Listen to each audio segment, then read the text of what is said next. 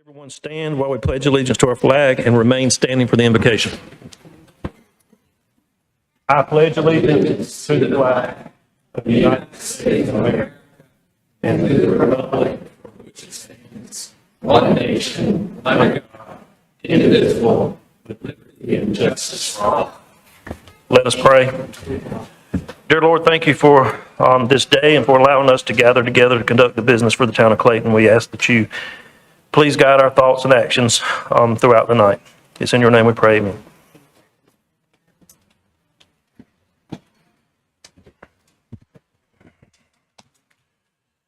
First up is are there any adjustments to the agenda?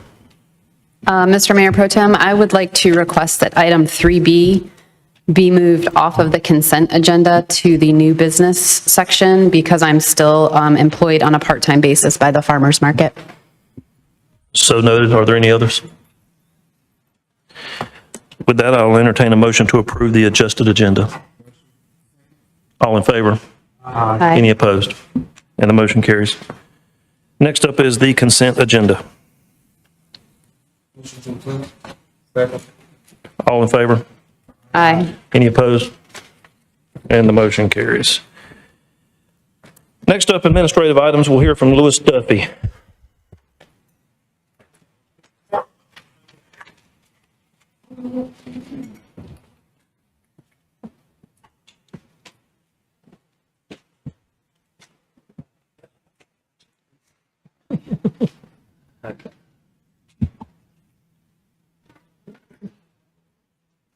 Good evening, members of council. Lewis Duffy here, project manager for the town of Clayton. I have with me Adam Sharp, is with HDR, who's owner's advisor for this program, and we're going to give you an update on the projects and how they're going. Good evening. Goal here just to provide you all a quick update. Obviously, a huge investment in infrastructure program. So just to keep you apprised of progress and expenditures and what's going on. As just a quick refresher, because I know you all deal with a lot of different topics. You know, the program's comprised of 5 primary projects. Obviously, the largest one's the new water reclamation facility, Sam's Branch. There's the Little Creek transmission, Little Creek pump station, as well as an expansion of the Clayton Raleigh pump station as well. And then as well, a expansion to the ECIA pump station and transmission from the East Clayton industrial area back to the new facility. Just to give you, we'll do a little bit of a dive into a couple of these just briefly. This is a quick scanning level status of where things are. You know, Sam's Branch water reclamation facility is about 20% into construction. A long time still remains, about 2 years, but making good headway. Clayton Raleigh Pump Station is in bidding right now. Little Creek transmission about 100% complete. Little Creek Pump Station nearing 60% of construction completion, and the ECIA pump station and transmission is currently under design. You know, Lou's going to give you a little bit more on each of these. Yes, so on the next slide, there's going to be a time-lapse video. What you'll see in that is the construction of the BNR, or the bioreactor, which is that main, call it the big swimming pool there in the middle.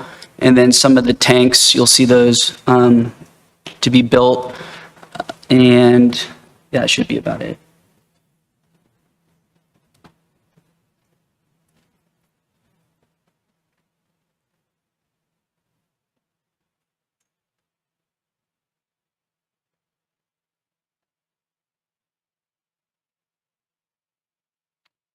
So that's where we stand as of last week when I had this video made.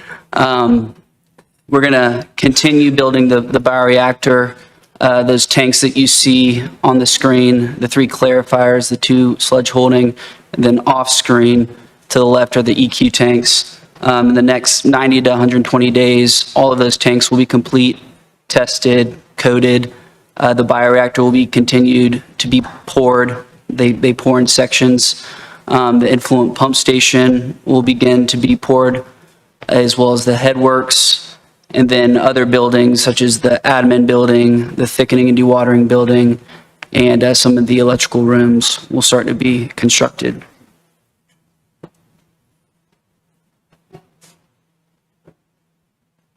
For the Little Creek transmission, like Adam said, we're nearing about 100% completion there. Photos here show the Sam's Branch Greenway on the left restored, on the right being repaved. That project's been a success. I believe it'll come in under budget, which is always a good thing. We didn't run into as much rock as we anticipated, so got some savings there. And they're just buttoning up some of the final project details. I would expect in the next month to be totally closed out with that project. And for the Little Creek pump station, you can see here on the screen, that's the electrical room on the left is done, and they're starting to put the roof on that. The dry prime pumps, those orange pumps there, are emergency backup pumps. Should we lose power, those will kick on and pump water out of the wet well. There's also that bridge crane there is the metal with the crane on it. And again, 90 to 120 days, they'll continue setting pumps, equipment, grading, and then looking to start and commission this plant or this pump station.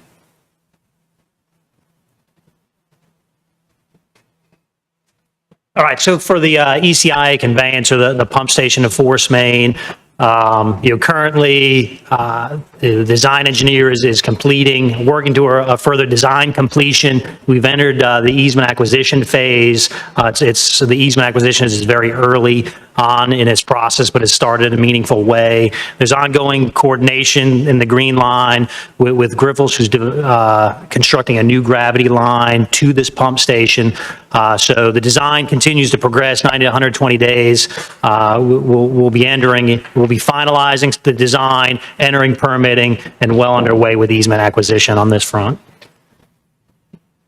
Clayton Raleigh Pump Station, I think the good news is there. I've been in front of you a lot talking about escalating cost prices.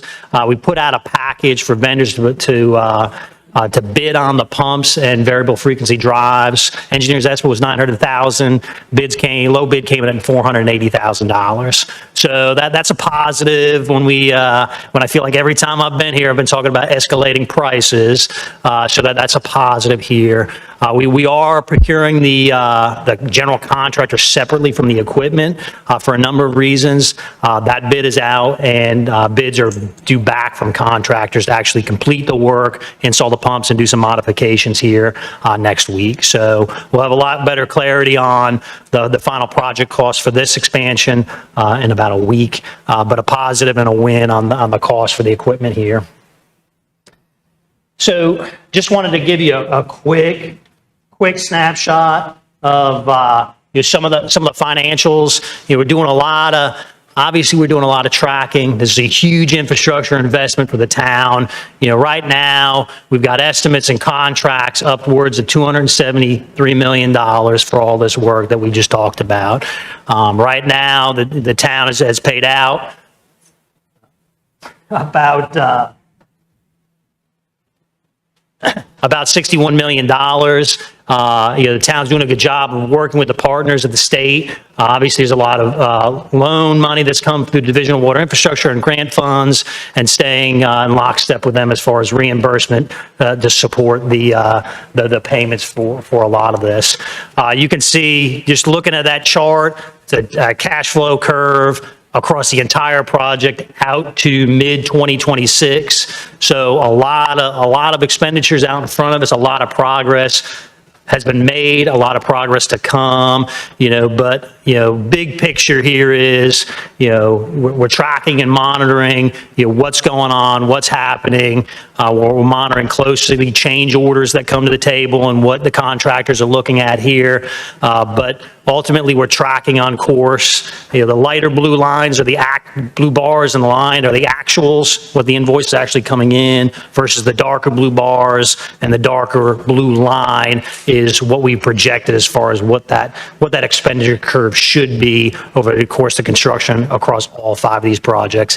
In addition to a lot of the professional services that the town has had to secure for land acquisition, design engineers, and so on. We're watching that as well. So, I think the take home here is, we're tracking along. We're having some wins on financials.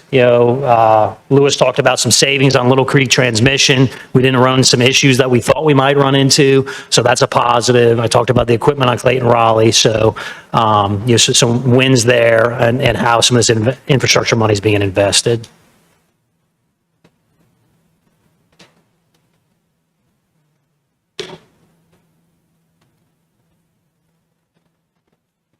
Just to make sure you all realize, and we keep talking about this, I know that the future is always at the forefront of our minds. There's a lot of development, there's a lot of things going on, a lot of positives for the town of Clayton. And I know you've been part of conversations of, what does phase 2 look like for this treatment plant? When does phase 2 need to be brought into service? So we are looking at that. This chart's showing you a lot of projected growth, a lot of, what development's already in the pipeline that we know of, and how that compares to the Sam's Branch treatment capacity, your contract capacity with the county, contract capacity with the city of Raleigh, and looking at that. This chart gives you a little indication of timing. There are some levers that the town has that we're exploring, especially with the contract with the city of Raleigh. So those are active conversations going on now as far as the duration of that contract. Sizing of phase 2, HDR has done some study of what phase 2 looks like. Is it 8? Is it 10? Looks like the best choice is going straight to 10, but if there's financial constraints, 8 is an option, and we're looking at what the cost of right now we're looking at what the cost of those options are of going to 8 to 10 or going straight to 10. So I just want to make sure we continue to talk about, we're in the thick of firefighting and looking at construction and things going to the ground, but we're not taking our eye off the long term as well. So with that, I think I have anything. If you all have any questions, happy to answer anything, but I appreciate letting us get a little bit of an update today. Does anyone have any questions? Mr. Sims? So what are we looking at as far as being able to come online? For the Sam's Branch facility, substantial Correct. completion right now is July 8th of 2025. Thank you. Any others? Not necessarily a question. First of all, I wanted to say thank you to Lewis and Adam and the whole team at HDR for all the great work representing us as our owner's advisor. These are very complex projects, a lot of dollars that we're putting in the ground, and we want to make sure we're making those investments the right way and getting our money's worth. So we've had a great team working on them. Again, we found some wins through there. One thing that during the evaluation as well, looking at that 8 or 10 for that next expansion, some of the things that they've identified too are some opportunities right now where we can put in some additional piping and some other things as part of this current project that will save us money at the next stage. So while we're finding these wins, if there is a way to repurpose those dollars to set us up for a longer term, even bigger win, we are making those adjustments as we go. So we have added somewhat to the scope a little bit of the Sam's Branch here and there, minor things again here and there, piece of pipe here, extra section there, but ultimately will be a big win for us in the long run. So just wanted to say thank you guys again for putting this together and for all the hard work out there. If any of you haven't gotten a chance to see it, you can see in the time lapse, there's been a lot of work that's happened even just since January of this year. So if you blink, it's gonna be a different site tomorrow. So if you have any opportunity to get out there, we're happy to have Lewis give you a tour. Thanks. All right, thank you, gentlemen. Thank you. Next up, we have public hearings, 2023-75 SPA Walmart Alternative Sign Plan. Mayor Pro Tem, Yes, sir. in consultation with Councilman Everett, I believe he has a conflict in the hearing in this matter. I would request that he be excused from the consideration and the vote. So noted and excused. Thank you.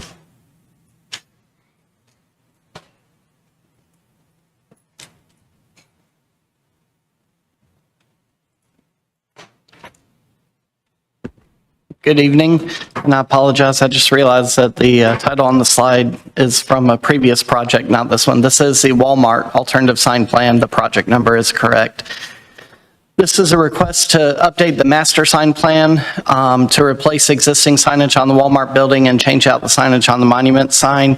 Since we no longer have master sign plans, they had to bring it in through an alternative sign plan. Again, this project's located out on Town Center Boulevard and it's approximately 21.64 acres in size. As you can see, the current approved signage that's out there today, it's a typical Walmart signage that you see.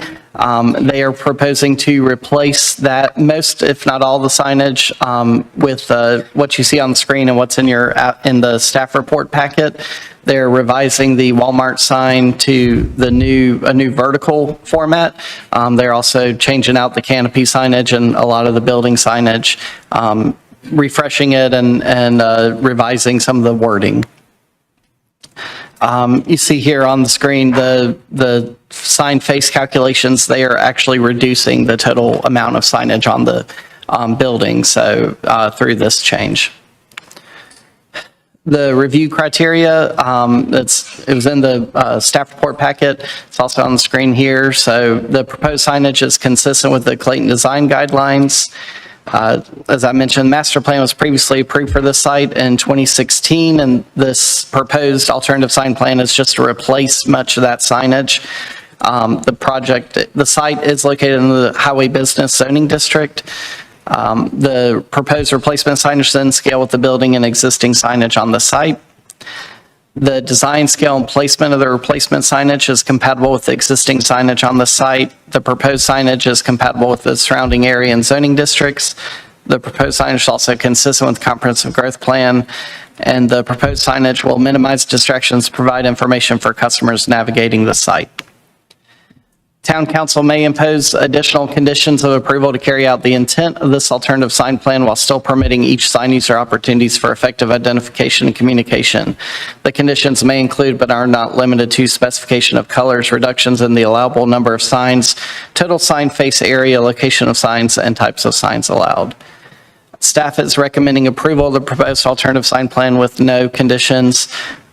So the town council action in front of you tonight is to approve resolution 2023-50 to approve the alternative sign plan. The applicant is here and prepared to make a few remarks, I believe, and I'm happy to answer any questions you may have. Any questions of staff? At this time, we'll hear from the applicant. Thank you. My name's Jim Turner. I'm the architect of record for the project. I think Mr. Howell did a great job of presenting what we're doing. There are a lot of signs, but it is as he presented, a smaller square footage of signs, and it's a very large building. So it's kind of, when you see them individually, it's a little bit different than when you see them on the scale of the building. So be glad to answer any questions. Any questions of the applicant? This has been noted as a public hearing, and I'll now open the floor for public comments. Seeing none, we'll close the public hearing and call the council for deliberation. Mr. Casey. I don't have any problem with this. I'm glad to see that they're refreshing and reinvesting in the community, making that site, I guess, more appealing.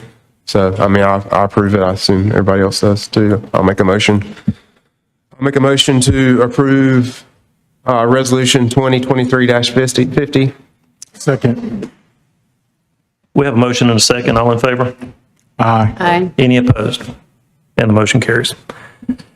Next up, we have a quasi-judicial hearing, and I'm going to turn the floor over to our attorney to brief the audience regarding the differences in how we normally conduct business in a legislative process and what the difference is with the quasi-judicial hearing. Thank you, Mayor Pro Tem. This is what's referred to as a quasi-judicial or an evidentiary hearing. That means certain due process rules apply. Witnesses will be sworn to give testimony.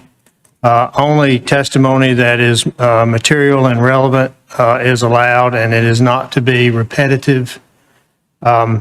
like judges in a court of law, the council in these hearings sits as a finder of fact and hears the evidence and determines whether the requirements in the ordinance have been met by the presentation of the evidence presented.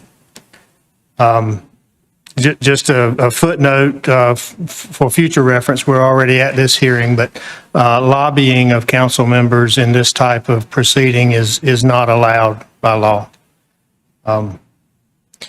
Typically, the council will render a decision at the conclusion of the case, but that is not required. If you determine to hold the decision, you're allowed to do that. Any questions? No, sir, thank you. All right, now we'll turn it over to the clerk, who needs to swear in our witnesses. Anyone that wishes to speak, provide evidence at this hearing, please stand at this time, and the clerk will swear you in.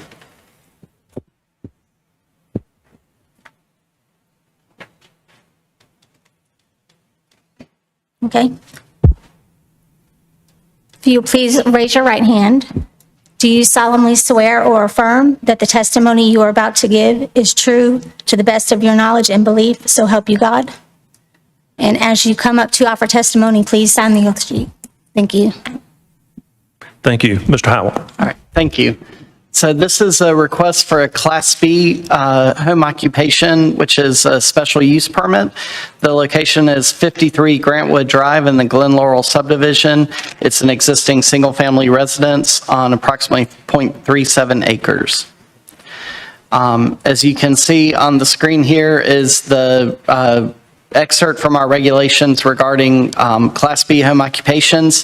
Class B home occupations are defined as a business, profession, occupation, or trade conducted for gain or support within a residential dwelling or its accessory buildings that it requires employees, customers, clients, or patrons to visit the home. That's the primary difference between the Class A and the Class B.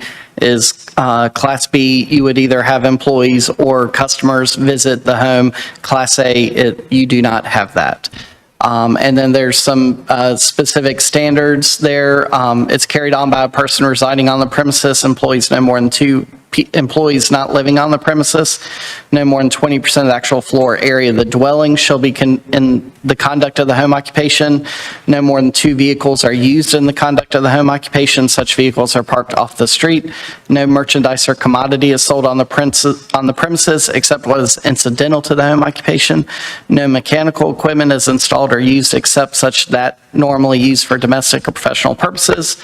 No expansion shall be permitted outside the principal structure that houses a home occupation except that which is necessary to house vehicles used in the conduct of the home occupation.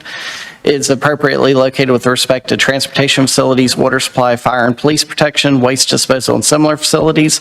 Will not create undue traffic congestion or create a traffic hazard. An advertising sign shall be limited to 1 unlighted wall sign no larger than 3 square feet in area attached to the structure housing the home occupation, or 1 yard side sign of the same size not to exceed 3 feet in height.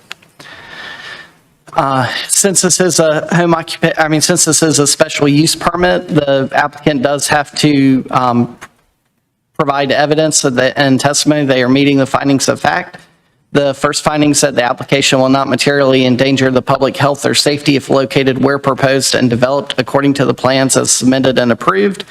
As you can see, the applicant response, they do provide testimony through their response that they meet that finding. As far as staff commentary, we do believe that the proposed Class B home occupation meets the Unified Development Code requirements for such accessory uses. The applicant has provided affidavits from adjoining property owners, neighbors, as well as a trip generation memo from a traffic engineer showing that the proposed Class B home occupation will not generate undue traffic. Second finding of fact is that the application meets all required specifications and conforms to the standards and practices of sound land use planning and the town code of ordinances and other applicable regulations. Staff commentary is that the property is located in the Glen Laurel neighborhood in the R10 zoning district, and it's surrounded by other single-family residential homes. The town's Unified Development Code permits 2 classes of home occupations, and the proposed use qualifies and meets the requirements for a Class B home occupation. Finding of fact number 3 is that the application will not substantially injure the value of adjoining or abutting property and will not be detrimental to the use or development of adjacent properties or other neighborhood uses. While staff, we do not make comment with respect to the value of abutting properties, we do say that based on evidence provided by the applicant, the proposed home occupation use will not be detrimental to other neighborhood uses. Staff does believe that the proposed home occupation of permitted accessory use for single-family residential dwellings will not be detrimental to the use or development of adjacent properties or other neighborhood uses, as home occupations are permitted accessory uses in all residential zoning districts. And final finding of fact is that the application will not adversely affect the adopted plans and policies of the town or violate the character of existing standards for development of adjacent properties. The proposed Class B home occupation will meet the requirements in the Unified Development Code. Again, home occupations are permitted as accessory uses in residential zoning districts. The proposed Class B home occupation is not expected to violate the character of existing standards for development of adjacent properties, as the subject property will continue to be classified as single-family residential use as the principal use. Considerations for the town council. Again, you shall make final decisions regarding special use permits. Special use permits shall address specific findings of fact. The burden of producing competent and material evidence showing these findings of fact are met is on the applicant. All findings must be met for a special use permit to be approved.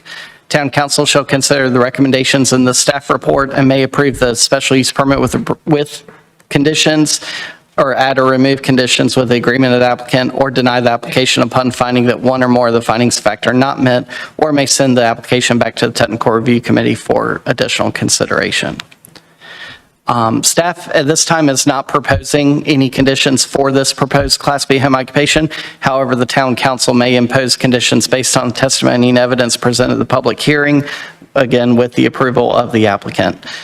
That concludes the staff report. The applicant is here to make a presentation, and again, this is a public hearing. I'm happy to answer any questions this council may have. Are there any questions of staff? Okay, hearing none, we'll hear from the applicant.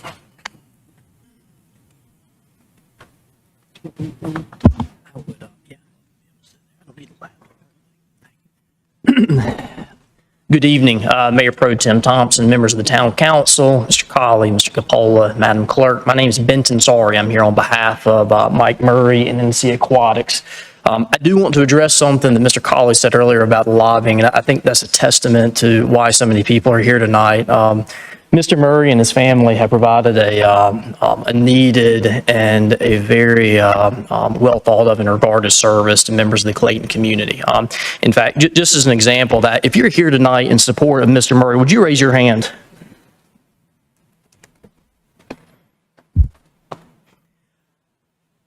Mr. Murray has filed a special use permit application tonight to seek to continue to operate his swim lessons. His swim lessons benefit primarily children from 0 to 5 years old. They do so in a manner that teaches them how they can survive in the event of a drowning. You'll hear testimony from Mr. Murray and from others tonight about how it complies with all the regulations in the Clayton Unified Development Ordinance. You're also going to hear about how it provides a valuable public safety and service to the town of Clayton. The CDC recently found that the leading cause of death of children from 0 to 4 years old is drowning. The second leading cause of death for children over the age of 4 years old is drowning. Mr. Murray is trying to address that 1 week at a time, one child at a time, and has been doing so for the past 5 years. Many of the people that you're going to hear from tonight are doing this pro bono. They're doing this pro bono because they feel very strongly about what Mr. Murray's doing. They feel very strongly about how the process is has gone over the past several months, and they want to make sure that this service continues to be had in this county. These are the types of things that make Clayton a great place for people to work, to live, and to stay. And I understand that we have rules, and I understand that we have regulations. I certainly understand other people's opinions and thoughts, and we're going to have a difference of those. But there are times when we need to recognize common sense, and I wholly hope that the town council will adopt the staff's recommendation. With that said, Mr. Attorney, the way I'd like to do it, because I am an attorney, if that's okay with you, is to call witnesses and have a question and answer session. Is that okay with you and the town council? That is typically the process, but the Mayor Pro Tem runs the meeting. Perfect. Mayor Pro Tem, is that okay? All right, great. Is it okay if I just bring a chair up right here and call them one at a time? Yes, sir. All right, sounds great. Thank you very much.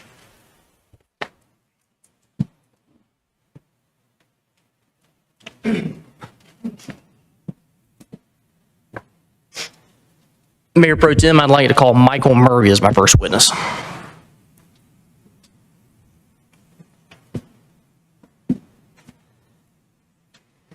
Mr. Murray, good evening. Would you state your name for the record, please? Michael Murray.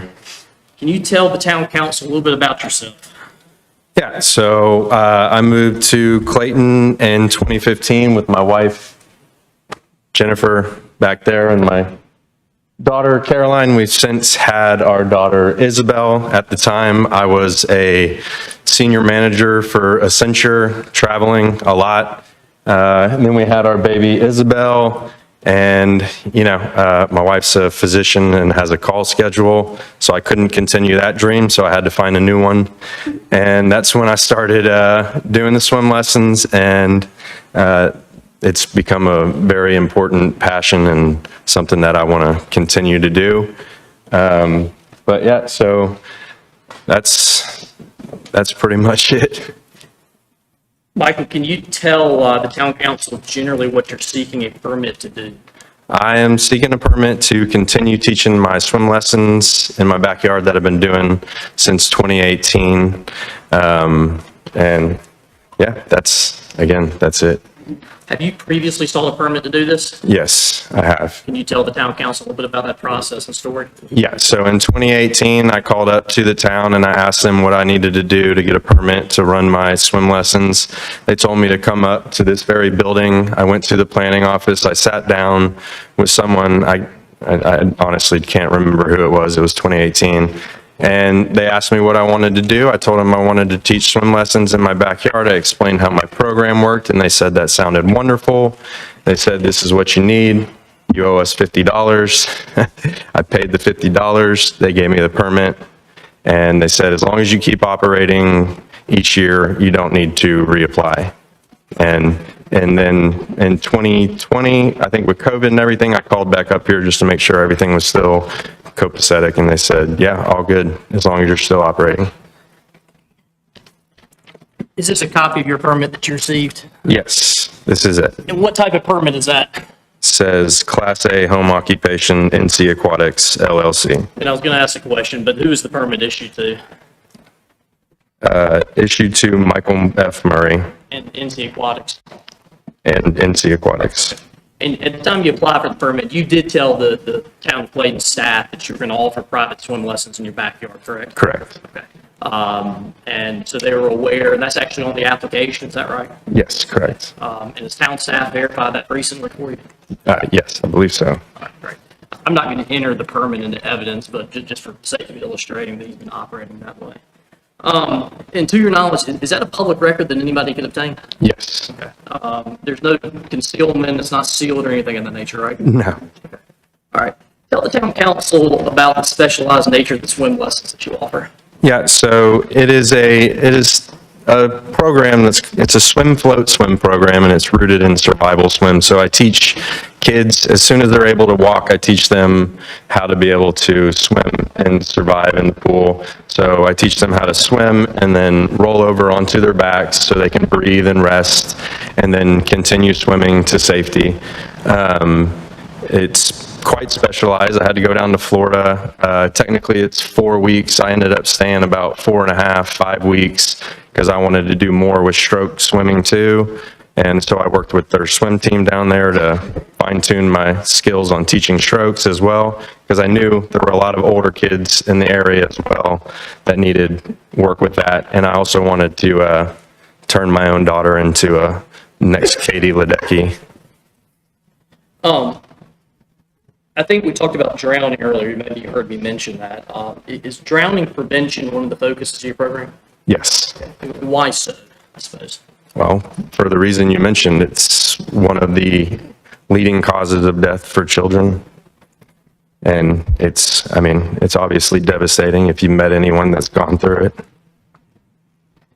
How many families have you worked with since you started doing this in 2018? Oh, probably about 500 families from the area. Do you have a waiting list? Yes, How large is your waiting list? it's, I stopped counting.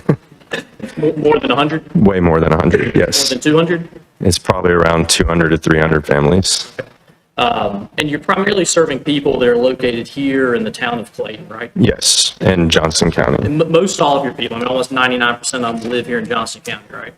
Yes, And the vast majority of them actually live in the Glen Laurel neighborhood. Is that also right? a lot of them live in Glen Laurel. I think last I counted, it was around 40% of the kids that swim with me come from Glen Laurel.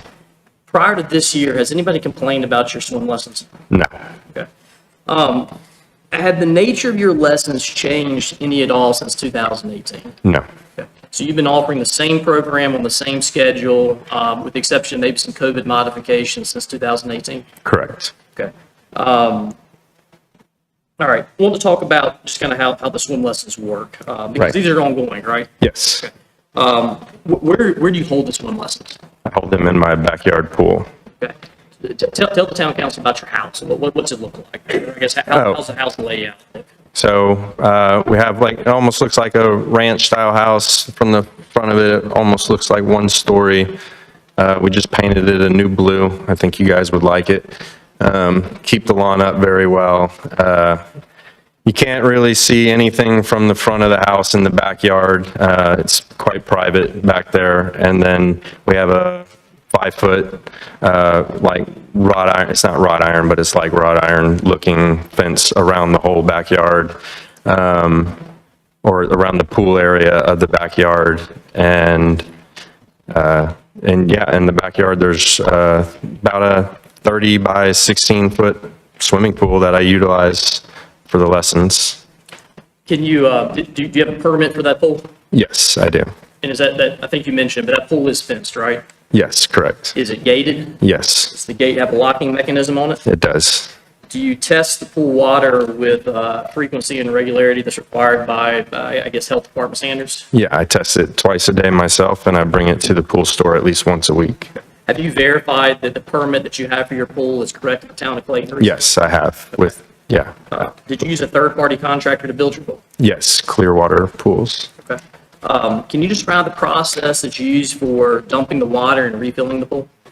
Yeah, so if I ever need to refill the pool, then I use, hopefully to try to rely on rain, but if there's not enough rainwater, then I'll use the hose. I never submerge the hose due to backwash possibilities or backflow. And then if I have to dump water, it's usually after a heavy rain, but I'll mix that with fresh water to desalinate it. And then I empty it directly into my own lawn and my own vegetation. Can you see the pool from the street? No, Is there any signage for the swim lessons on your property at all? no, Okay. I mean, is it fair to say that unless somebody comes to your house for an appointment, they would not know that you're offering swim lessons behind your house? correct. Okay. One thing probably going to hear some about today is, I guess, traffic. Sure. How do people get to your house for their swim lessons typically? So a lot of people in the neighborhood will, some will walk, some will take their golf carts. If they don't live in the neighborhood, they obviously drive. I give them strict instructions to park in my driveway. I have enough room for 2 cars in the driveway at any given time, so one on the left, one on the right. The way I schedule the lessons, the same child comes for 4 weeks straight, each day, Monday through Friday. They're there for about 15 minutes, give or take 1 minute or so. And one car leaves, another car pulls in, and then so on and so forth throughout my hours of operation. Occasionally, though, somebody will park on the street. Occasionally, when there's not space in the drive, if somebody is a little overeager and gets there 15 minutes early, I ask them to try to be right at 5 minutes early, but sometimes people are, or maybe they're used to some traffic, they hit 0 traffic, so they get there early and they park on the street. And how long are they typically parked there? About 15 minutes, Because your lessons last how long? about 15 minutes. Okay. Talk to me about your daily schedule with these swim lessons. So I start at about 8:45 a.m. with my first lesson, and then I go till, just given like today, for example, I went 8:45 to 10:45. a lot of days I'll go 8:45 to 11:15, and then I break till about 1:30, 1:45. I do another hour and a half, and then I break, usually try to break around 3:15 to 4 because it's the hottest part of the day. And like, if I'm exhausted, then I'm not doing anyone any good. So, and then I get back in and I do about 4 to 5:45, 5:55, 6-ish.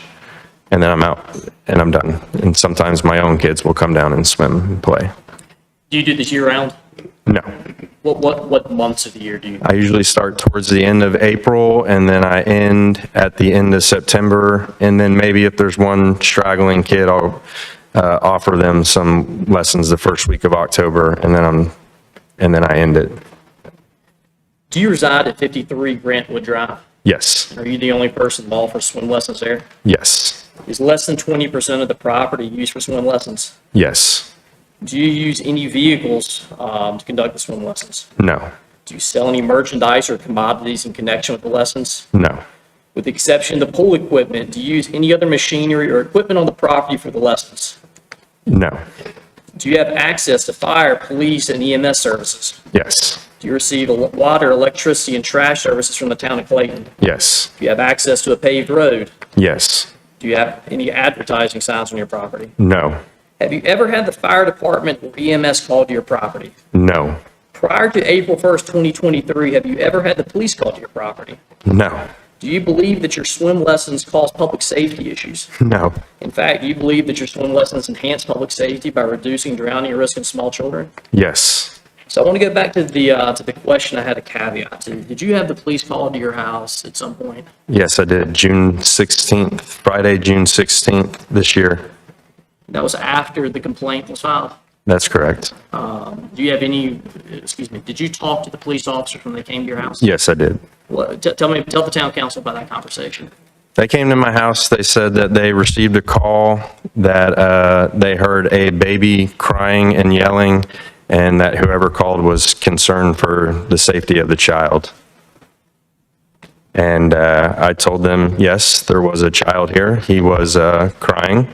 And yeah, he yelled a little bit. And they said, okay. And I said he was here for 10 minutes and then he left. And they said, yeah, okay, that's fine. They said, it's not a crime. And I said, I didn't think so. And they said, go on with your day. And I said, thank you. And that was it. They also did mention that they were walking around outside in the front for about 25, 30 minutes, and they didn't hear anything. So that's when they knocked on the door to see what was going on. My mother-in-law happened to be in town. She started freaking out. And then I luckily had my phone and could hear the Ring doorbell, so I got on the Ring and I told them to come to the backyard, and that's when they came down and we had that conversation. Do you believe that the police phone call that was made was somehow in connection with the complaint that was made against you? Yes, I believe that with all my heart. And without naming names, are you generally aware of who's made the complaint against you? I'm very aware. Okay. Have you had a conversation with this family previously? Yes, I've had several text conversations with this family. After they moved in, did you have a chance to explain to them your swim lessons and what you were doing? Yeah, I did. I sent them a text. I asked them if they ever had any issues, just come knock on my door and let me know. And if anybody ever parked in front of their house to let me know, I'd take care of it immediately. Said no problem. Even made a lighthearted joke about not cannonballing my students. And I thought, I didn't know any better. I thought everything was good. And that was in 2021, is that correct? That was that conversation was in 2022. 2022, excuse me, thank you. So Before my lessons started in 2022. got it, okay. Did you have another conversation with them sometime in April of 2023 about the swim lessons? I did in just after April, early May, I had a conversation and said, I just want to check in again with my swim lessons starting up and make sure all's good. And they said, Yeah, everything's good. They said 99% of the time they don't hear anything. Every once in a while, they do hear a kid scream that they don't like, but I told them that that can happen, and I do my best to calm them down quickly. And he said, yeah, all good, and liked that comment and everything. So I thought, again, all was good. And through a public records request, have you come to learn recently that these individuals had already reached out to the town of Clayton about filing a complaint anonymously against you? Yes, I did. I have a record of a text to Josh Cotton from the people that complained in April prior to that text conversation. It was an anonymous email sent. An anonymous email was sent a couple days after that text to Josh. Okay.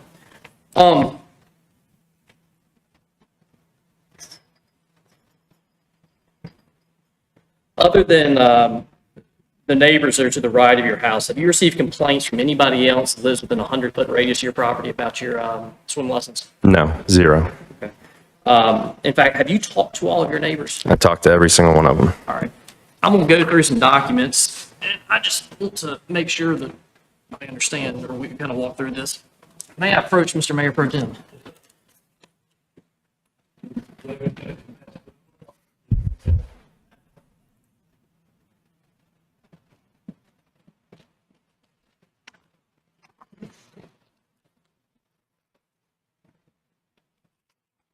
What I handed up is the map that shows Mr. Murray's property at 53 Grantwood Drive in the middle, and then there's a 100-foot radius prepared by Johnson County GIS that shows all the properties that are within that radius point. And what I'm going to hand up, or I'm going to start one at a time, is I'm going to go through each of your neighbors, some of which are here tonight, correct? Correct. And just kind of ask you to comment about some of the statements they've made and some of the conversations you've had, if that's okay. Yeah. All right. First off, let's talk about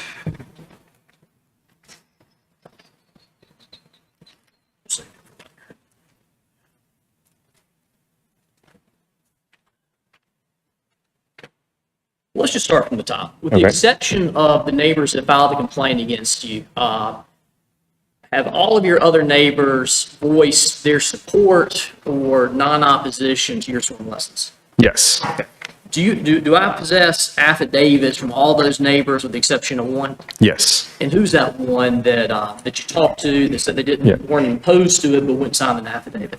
Yes, it was, so there was just one, and I spoke to him, and he said he had no issues with what I was doing, but he just didn't want to be involved in that degree of signing something. Look at this. Mr. Pro Tem, Mayor Pro Tem. Yes, sir.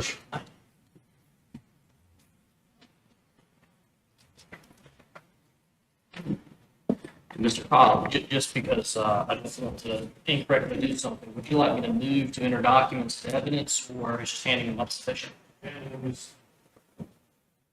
Handing them is sufficient. You can move at the end of your presentation to just admit all of them, just as a additional measure. Thank you. Mr. Murray, what is this document in your hand? This is an affidavit by Stephanie and Joy Mitchner, Where does Stephanie Mitchner live? directly across the street from me. Okay. I'm not going to ask you to read it verbatim because it's 2 pages generally, but I do want to highlight a few things. Go to paragraph 6 of this affidavit. What's paragraph 6 read? Number 6? Yes. There is no noticeable traffic on the roadway as a result of his business. Go to paragraph 9. Could you read paragraph 9 for me, please? I do not hear loud screaming or other noises or sounds during the day that are coming from his property as a result of his business. Any noise that does come from his property as a result of the business is what I would expect from any person that has children in a personal pool in the backyard that they play in. Can you read paragraph number 12, please? It is my opinion that the operation of Murray's business at his residence has no negative impact on the value of my property. Can you read paragraph 13, please? It is my opinion that the operation of Murray's business at his residence is not detrimental to the use of my property. Can you read paragraph 14, please? It is my opinion that his business does not adversely impact the character of the neighborhood. In fact, I think the presence of his business adds value to the neighborhood because families have a local place where their kids can learn valuable skills. And my personal favorite, can you read paragraph number 15, please? I have no objection to the town of Clayton issuing the necessary permit for Michael Murray to continue operating his swim lesson business. You can put that one to the side.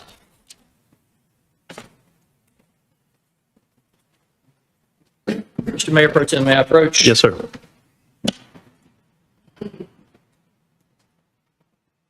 Mr. Murray, can you identify the document, please? This is an affidavit by John and Lynette Asmussen. Are the Asmussens here? They are. Do you mind waving to the town council? Thank you, I appreciate that. Generally, without going through it again, does this affidavit state generally the same thing that you just read off about the prior? Yes, it does. And can you again read paragraph number 15, the back of it? Yes. States, I have no objection to the town of Clayton issuing the necessary permit for Michael Murray to continue operating his swim lesson business. May I approach, Mr. Mayor Pro Tem? Yes, sir. Thank you.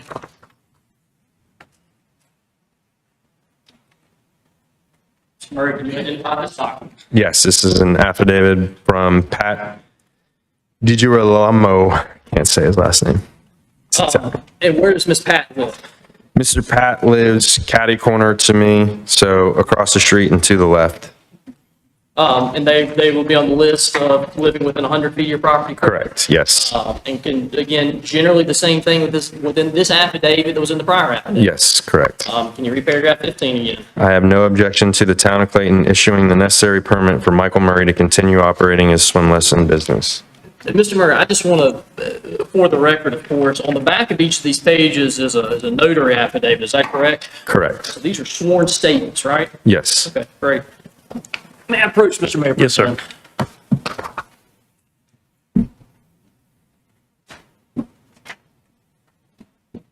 You identify this document. Yes, this is affidavit by Michael and Lisa Stormont. Where do Michael and Lisa Stormont live? So my backyard, the back left corner of my backyard connects to the back right corner of their backyard. All right. Generally the same things in this affidavit? Correct. Can you read paragraph number 15? Whoops, excuse me. Paragraph 14. Cut off. I have no objection to the town of Clayton issuing the necessary permit for Michael Murray to continue operating his swim lesson business. Thank you. Mr. Mayor Pro Tem, may I approach? Yes, sir.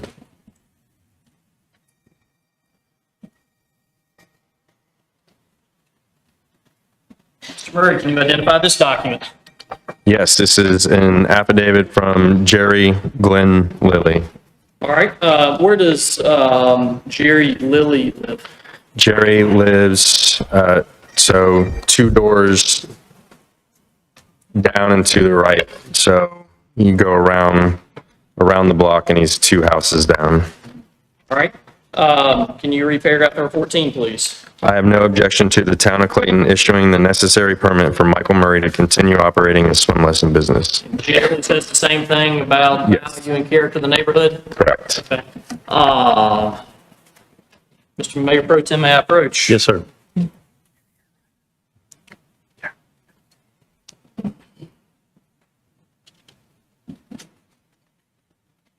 Murray, can you identify this document? It's the affidavit from John and Lynn Wozniak. Are they here tonight? They are. Would you mind waving the town council? Where do the Wozniaks live? They live right next door to me. Okay, so if I'm facing your house, which side specifically? If you're looking at my house, they're on the left. All right, so they're on the left. Correct. So they immediately abut your house. Correct. Okay, so just to make sure that I'm looking at the map here, because I think this is important.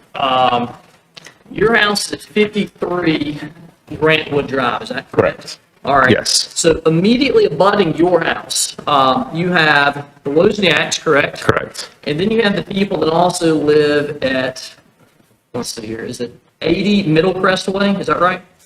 Correct. And both of them have signed affidavits for your business, right? Yes, correct. And the other house is at 77 Brentwood, right? Correct. And that's where you understand the complainant live, is that right? Yes. All right. But as to the Wozniaks, just generally same statement, correct? Correct.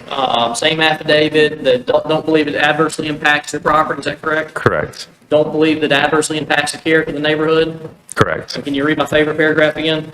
I have no objection to the town of Clayton issuing the necessary permit for Michael Murray to continue operating his swim lesson business. And so at this time, I have now given affidavits for, let's see here, there are 1, 2, 3, 4, 5, 6, 7, 8, there's 7. So I've given 6 affidavits of adjacent homeowners, right? Yes. And you're testifying under oath. The 7th homeowner did not give you an affidavit, but did say they were not opposed to your swim lessons. Is that correct? Yes, said he had no issues. Okay, great. Thank you.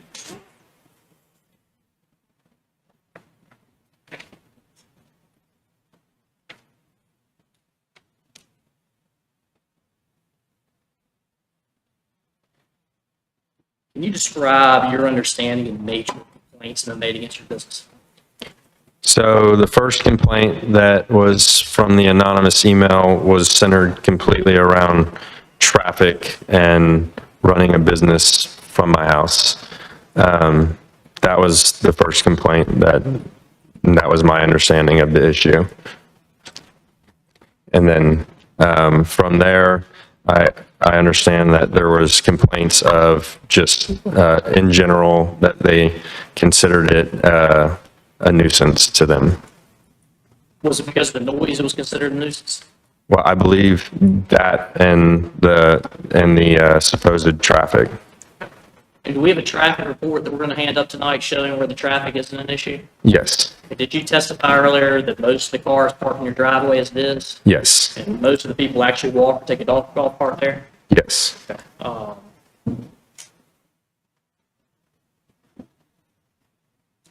right.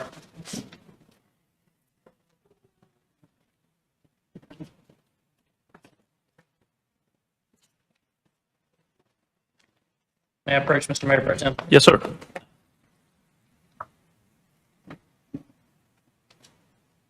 Sorry, I just want to get this to the record for the sake of cleaning it up. Is this have you recognized this document? Yes. Is this a document that you signed? Yes. And is this generally a summary of what we've talked about in some degree tonight about the nature of your business and the operation? Yes. Is this a fair and accurate summary of that? Yes, it is. Okay, thank you. You put that aside.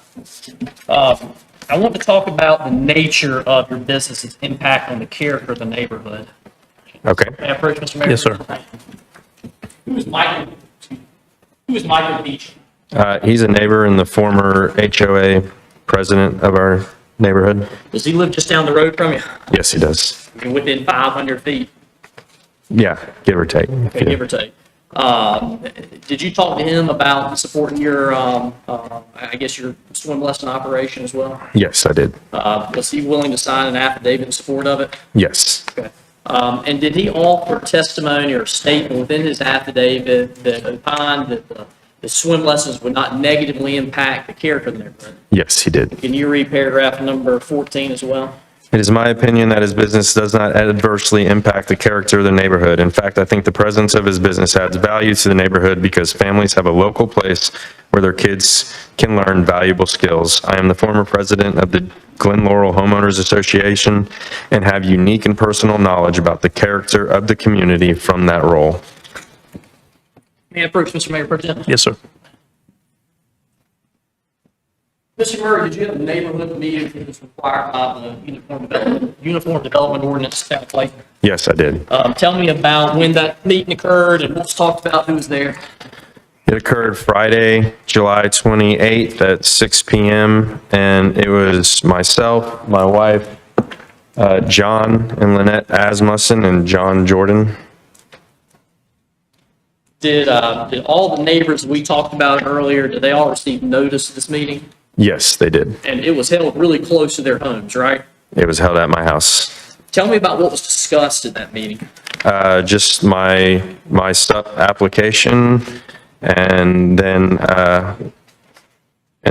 we just talked about the whole situation, et cetera, and listened to any grievances or complaints. Was the application that you submitted, was that present at the meeting for anybody to review? Yes, it was. Okay. On the back page of this, if you flip to it, there's a set of meeting minutes. Are those an accurate reflection of what was talked about at the meeting? Yes, yes, they were. Okay. Did John and Lynette express any concerns? No, Did John Jordan state that there were 40 cars every day coming and going? yes, that's the first thing he said. Okay. Do you see 40 people a day? I've never seen 40 people in one day. Okay. What's the maximum number of people that you see? The max I've ever seen in one day is probably 32, and that would be because I'd have families of multiples, so 3 kids, 2 kids, and that's how I would see that many. It's impossible to have 40 cars. It is impossible. And generally, even if you were seeing 40 people every day, a lot of your people are walking in the neighborhood to come see you, right? Correct. A lot are walking or golf carts or little kids on their scooters. All right. Let's go down to, well, look at the final sentence in that bullet point.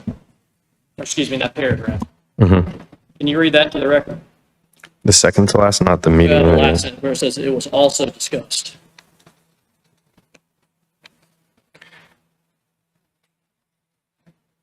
Can you? Yeah.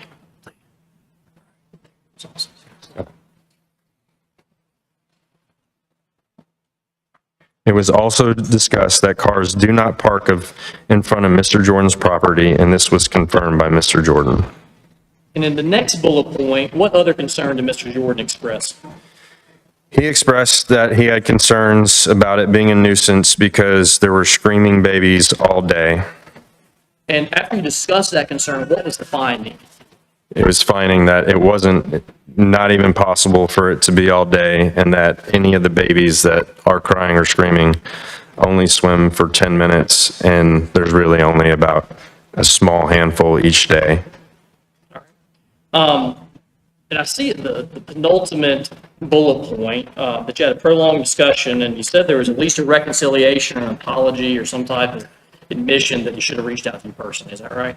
Yes, he said he apologized for not reaching out, and that he should have expressed his concerns earlier, but in retrospect,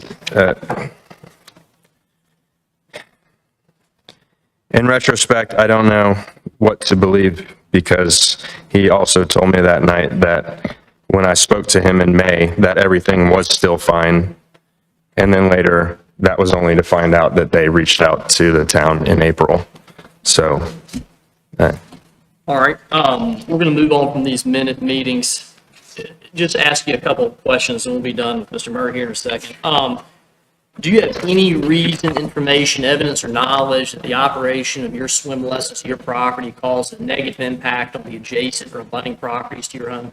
no, Okay. Do you have any evidence, reason, knowledge, information, or otherwise to believe that your swim lessons would impact the ability to develop or use the property surrounding yours? no, In fact, aren't all the properties surrounding yours already single-family homes? yes, So wouldn't it be impossible to impact their development or use at this point? correct. And don't the houses sell pretty quickly in our neck of the woods? Yes, they do. All right. You reviewed the Clayton Uniform Development Ordinance at length. haven't you? Yes, I In have. fact, you've become something of an expert in it because of how much time you spent pouring over this. Correct. I'm just going to hand this up and get this in the record. May I approach Mr. Mayor Pro Tem? Yes, sir.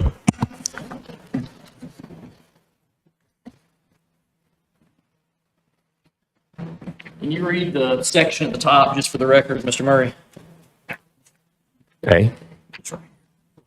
Accessory structure. 155.308, accessory structures and uses.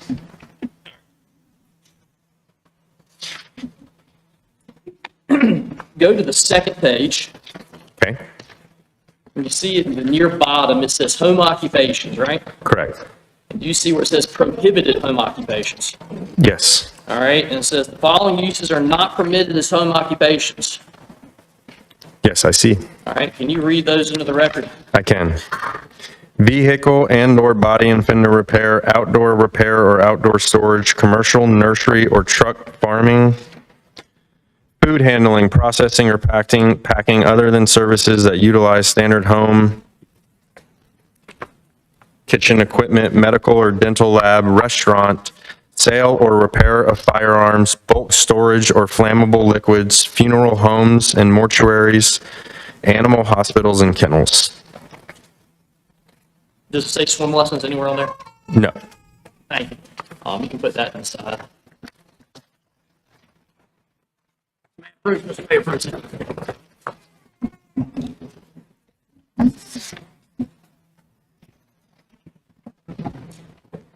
Can you read the top of that section, Mr. Murray? 155.202 land use regulations. All right, if you look under, and it spans a couple of pages, is there a chart here? There is. All right, it says, talks about zoning districts, for residential and non-residential uses. I want you to take just a second, if you don't mind, could you just flip through it and see if there's anything on zoning districts and use regulations with respect to swim lessons?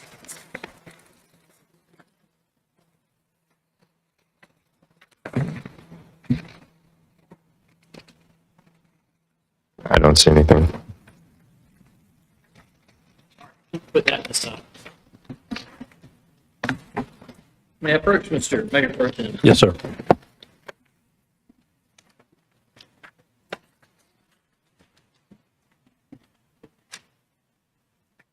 Recognize the document, Mr. Murray.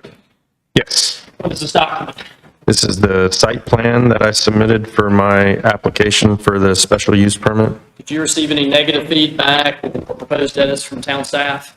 No. Okay, one of the requirements that's talked about in the particular permit that you're seeking to receive is whether you're going to exceed this site, this area, or grow this area. Yes. You tell the Clayton Town Council whether or not you intend to exceed or grow from the current pool as it sits. No, I'm just going to use the pool I have. Great. May I approach Mr. Mayor? Yes, sir. Can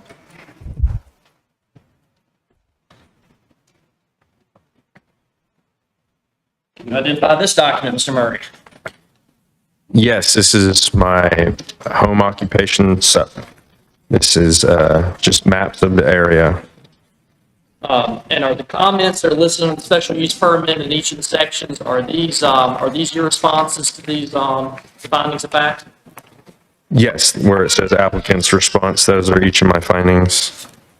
Did staff make a finding of fact that this should be approved or recommended? Yes, they did.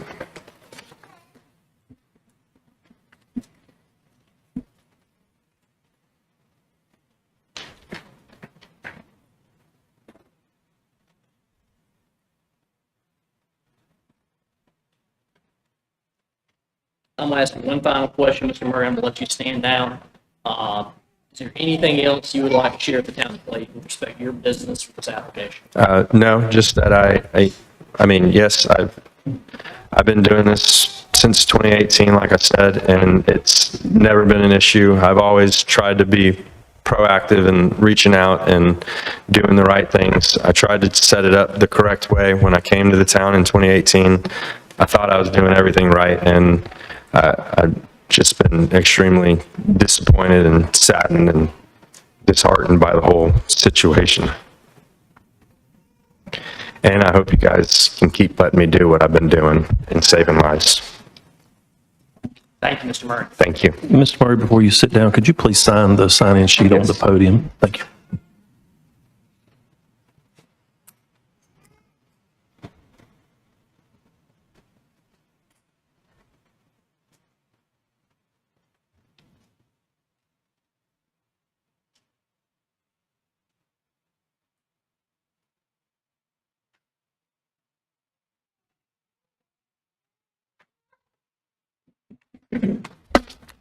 Mr. Mayor Pro Tem, I would like to call Will Letchworth as my next witness. Yes, sir.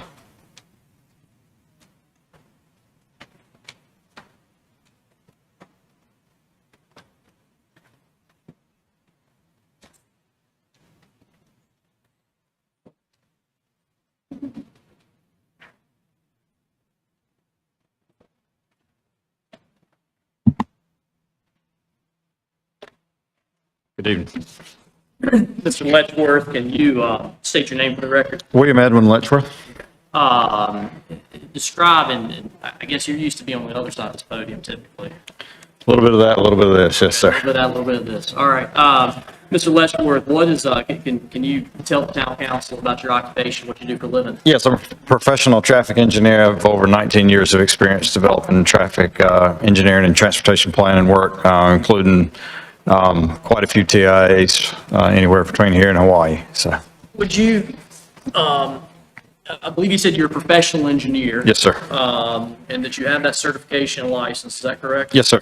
Where'd you get undergrad, Mr. Letchworth? North Carolina State University, What's your degree in? civil engineering. Civil engineering. Do you have any other degrees or certifications or trainings? Also have a master's degree from North Carolina State in civil engineering. Civil engineering. Yes, sir. How long have you been doing traffic, engineering work specifically? About 19 years. Okay. Would it be fair to say that you have special knowledge, expertise, and experiences that would qualify you as an expert with regard to traffic matters? Yes, sir. And in fact, I know you're not here in this capacity, but I just want to make sure it's out there.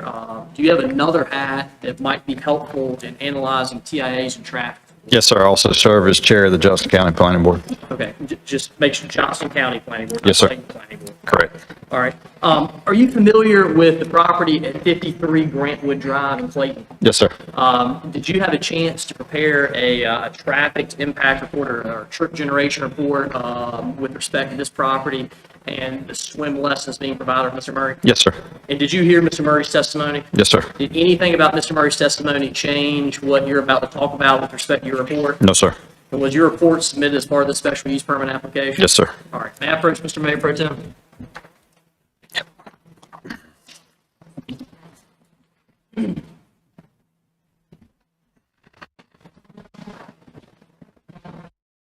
Mr. Letchworth, Yes, sir. that you see on your signature on the property. Yes, sir. On that page. Yes, sir. Can you generally summarize town council? In general, the proposed use match the existing use creates a very small amount of traffic, particularly relative to the capacity of the roadways that are surrounding the subject property. My professional opinion is this is not going to create any undue traffic congestion or create a traffic hazard, nor will it negatively impact the public health, safety, and welfare. Thank you, Mr. Letchworth. Yes, sir. Thanks, sir.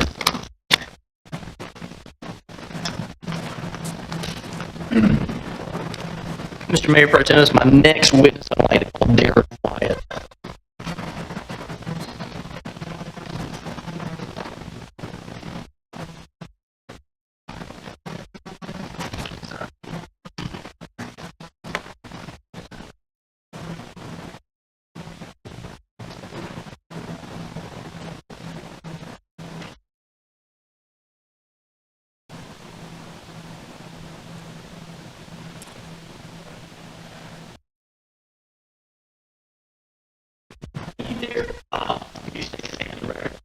Yes, Derek White. I'm a real estate broker. Specifically, I mean, you're with a team, right? Yes, I'm with Hometown Realty out of Clayton. My wife and I, Susan White, we have a team. And we've been working in the area, real estate, for a total of 12 years. Okay. Just from your experience, you have license in North Carolina Real Estate Commission, is that right? That's correct. Did you have to undergo certifications and examinations to obtain that license? Yes, there is a series of classes to take, state and national exams, post-license classes, so yes. How many real estate closings do you average per year here? Around 100. Do you recall what real estate you did last year? Yes, it was a little over 20 million in gross sales. Okay. Are you one of the largest teams within Hometown Realty? Yes, our gross sales and number of sales in Hometown Realty put us in the top 5 out of 200. Okay. So top 5 out of 200 total teams. Yes, sir. Would you say all or nearly all of the sales that you do in a given year are in Johnson County? Yes, the vast majority of them are in Johnson County, yes. Specifically, which market? Specifically Clayton. I live in Clayton. And obviously our office is here in downtown Clayton, so the majority of them are in Clayton. You have a great deal of knowledge about Clayton residential real estate. Yes, sir. Is it fair to say that you have specialized knowledge and expertise with respect to residential real estate here in Clayton, North Carolina? Yes, sir. And do you show houses as an agent for buyers and sellers and Yes, I have done both. represent buyers and sellers? We have listed properties in Glen Laurel for many years, and we have sold represented buyers buying into the neighborhood for many years. Yes. Are you well familiar with Laurel? Yes, I am. Just generally tell us what your opinion is or impressions of the Laurel neighborhood. Glen Laurel is kind of one of the staple neighborhoods of the community of Johnston County. I've lived in this area my whole life. Grew up in Smithfield. My wife grew up in Clayton, so we're very familiar with. We have always been familiar with Glen Laurel since before, obviously, all the homes were built out and while it was still in development. So we've known about Glen Laurel for a long time. A lot of people still will look at Glen Laurel as kind of one of the top, neighborhoods they want to live in the area when we're showing houses. So it still comes up quite often. I know that your wife signed an act. Correct. Got you. Yeah. Yes. Are you familiar with property 53 Greenwood Drive? Yes, sir. Are you familiar? Did you assist your wife with looking at some of the data and information with respect to this property? I did, yes. We work as a team, so pretty much everything we do, we're doing it together. All right, great. I want to ask you some really important questions. If I need to repeat myself, let me know. Okay. Are you able to offer an opinion about whether conducting private swim lessons in a personal pool behind a home would substantially injure the value of the adjoining or abutting properties or be detrimental to the use or development of adjacent properties or other neighborhood uses? Yes, I would. Okay. Are you generally familiar with the private swim lessons that Mr. Murray is seeking to provide pursuant to special use permit based on what you learned prior to this meeting and what you learned at this meeting? Yes, sir. All right, so the first part of my question, with Mr. Murray offering private swim lessons in a residential pool behind a home substantially injure the value of adjoining or abutting properties? No. All right, can you explain your answer? Yes, I can. So unless you were going to Mr. Murray's house specifically for swim lessons, you wouldn't know that it was even.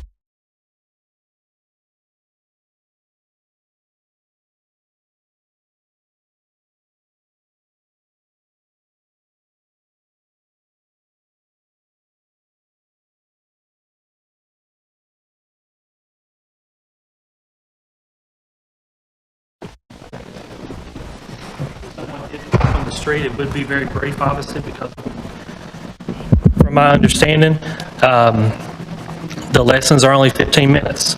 So if anyone parked on the street, it would be very brief, no more than 15 minutes.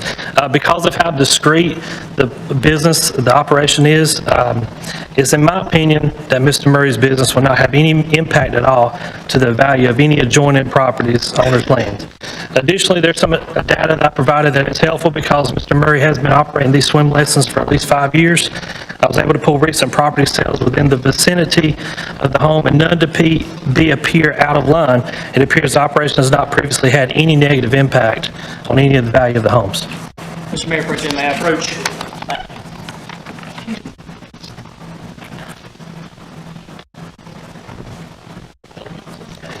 Okay.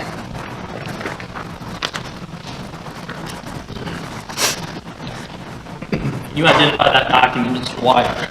Yes, this is a CMA summary report that we provided. I'm gonna just go down the list of the addresses here. Actually, no, I'll let you do that. First property, what's the address on the first property? That's 230 Park Ridge Drive, Second property, 28 Middlecrest Way, 46 Middlecrest Way, and 135 Middlecrest Way. and it's your understanding that all four of these properties are in the vicinity of 53 Grantwood Drive? That is correct. It just fascinates me. Just run down the list of days on the market that each of these houses today. Yeah, as you can see, there's a column that says DOM, which is days on market. The first one is 0, 5, 2, and 4. So that means that The first house was on the market for 0 days before it sold. Correct. Second house is on there for less than a week. Correct. Third house is on there for less than a weekend. That's correct. And the fourth house is there Monday through Thursday. Correct. Okay, so they all sold really quickly, right? They did. Okay. And what is the, can you go down and just run down their average price per square foot on each of these houses? Yes, so if you're looking at it, it does show the listed price, LP list price, and then over to the right of that, it says SP, which is sold price.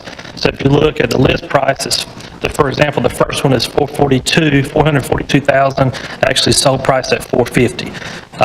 The next one was very close. It was listed at 575, but sold at 572.5. And then the next one's another good example, 565 listed, sold at 579. So if you take these 4 properties that were sold and then go down to the bottom where it shows average, it shows an average of $194.50 per square foot. So the majority of these homes did sell at over the list price in a, like you said, less than a week period. Okay. And these are all properties in the vicinity of Grantwood Drive, right? Yes, sir. And these are all properties that sold while Mr. Murray was operating his swim lessons, right? That's correct. Would it be fair to say that any decline or injury to the property value or use of the properties would show up in these numbers? Yes, sir. And is it your opinion that none of these numbers are showing any reduction in value as to what you'd expect in the neighborhood? That is correct. These are all in the last 6 months. I'll ask you one final question, Mr. White, and we'll let you go home. Would the operation of the private swim lessons at Mr. Murray's pool behind his house be detrimental to the use or development of the adjacent properties or other neighborhood uses? In my opinion, it would not. The properties are already developed as single-family homes, and his continued operation will certainly not cause the homes to be torn down or removed. There's no empty lots that it could impact. The homes in the neighborhood are continuing to sell like you saw in the CMA. You can clearly see that many of the homes have sold for more than what they were listed for. In fact, the home immediately beside Mr. Murray's home sold while he was offering lessons. And the swim lessons that are being done are with one child at a time during normal business hours, it seems on weekdays. So I'm not sure how noise level would be substantially different than having a recreation pool for a family with children. Thank you, Mr. White. Yes, sir. Thank you. Mr. Mayor Pro Tem, as my next witness, I would like to call Mr. Skeet Doyle.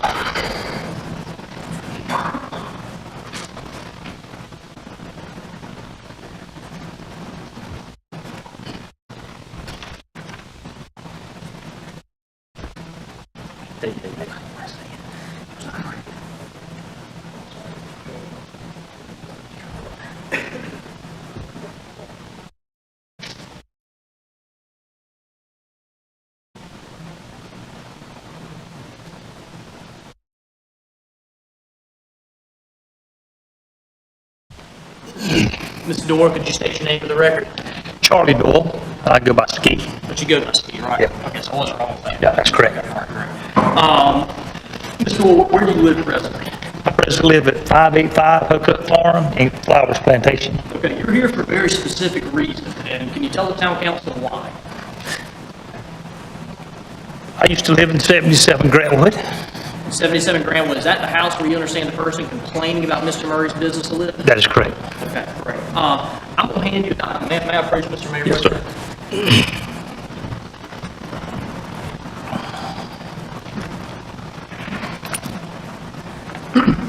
Mr. Doyle, is this your affidavit?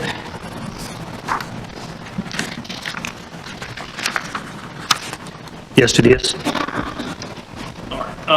True and accurate statement of what you said and what you believe? Yes. Nothing's changed between the time that you executed and tonight? Nope. Nothing you've heard tonight changed your opinion about that? Nope. Okay, all right. How long did you live at, beside Mr. Murray? About 3.5 years. Okay. When did you move again? 2020? I moved in June of 2018. Okay. And I sold my house in October of 2021. Okay. So approximately, you lived there the entire time from when Mr. Murray started his swim lessons to when you moved out, is that right? Correct. Okay. And who did you sell that house to? To the Jordans. Okay. were the Jordans aware at the time they bought the house that he was offering swim lessons there?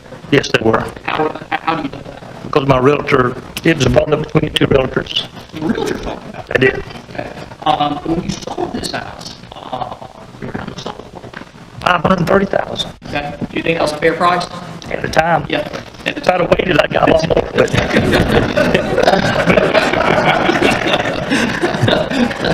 But you and the realtor, y'all had any conversation or discussion at all about a reduction in price because of Mr. Murray's swim lesson? Absolutely not. What's your occupation, Mr. Moore? I work for the Veterans Fair. I work for the VA hospitals. Did you work from home during this time period as well? I did not in 19. I was on the road all during 19, but in 20 and 21, I was home 95% of the time. So I work from my house. What about your wife? She's homeschools our daughter. Okay. And she worked, taught school online as well. Okay, so she was at the home She was at home the whole time. the whole time, right? Yeah. Okay. I'm gonna ask you a general question. Did you have any concern or any issue with Mr. Murray's swim lessons during the time in which you lived there? None whatsoever. Do you believe that his operation of the swim lessons resulted in a diminishing reduction in the value per home? No, not at all. Did it have a negative impact or adverse effect on the use of your property? Not one bit. Did it impact the character of the neighborhood? Not one bit. Okay. Did you hear just any nuisance noises or loud sounds or anything like that when you lived there? No, I mean, you would hear noise sometime, but I mean, I hear kids walking down the street and hear noise. So, you know, we heard it, but it was nothing, it was a nuisance, no. Okay. So there was no nuisance that was... No, absolutely not. Did you have any issue with traffic when you lived there? None. The cars were parked in his driveway. Cars parked in his driveway. If you were still living at this home, would you be opposed to the town issuing him a special use permit today? Absolutely not. Just generally, I mean, do you believe that Mike's doing a good thing for the neighborhood and the community? 100%.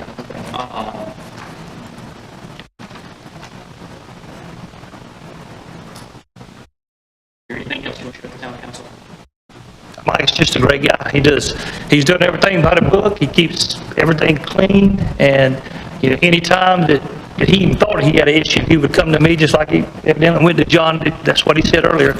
And I've never had a problem with Mike or Jen. He does great service to the town of Clayton. Thank you. I appreciate it. Mr. Mayor Pro Tem, as my next witness, I would like to call John or Lynette. Which one of y'all would like to come up? John? All right, perfect. Thank you. John Asmussen.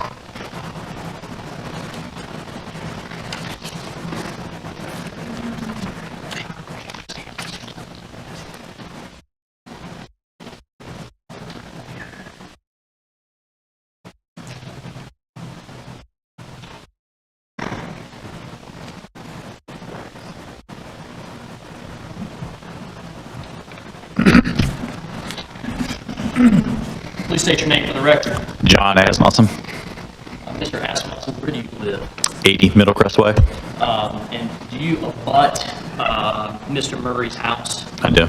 Okay, so just for the town council's sake, so you live behind, correct? Yeah, we live, so Mike's house is here, the Murray's house is here, and then our backyards connect to each other. So the pool is between your house and Mike's house, is that right? That is correct, yes. Okay, so not only just abutting his house, you're abutting his pool where he gets Absolutely, absolutely, yep. Okay. There's been an interesting twist in this case involving your family. There has. Are you aware of that? I am. And can you generally tell the Clayton Town Council what that issue is? We were informed about an email that was generated, the first anonymous email that was generated. And that email had my wife's name on it and my dog's name on it and the year my wife graduated from college on it.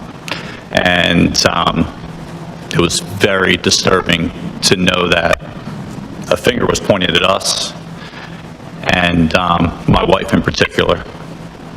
May I approach you, Mr. Mayor? Yes, sir.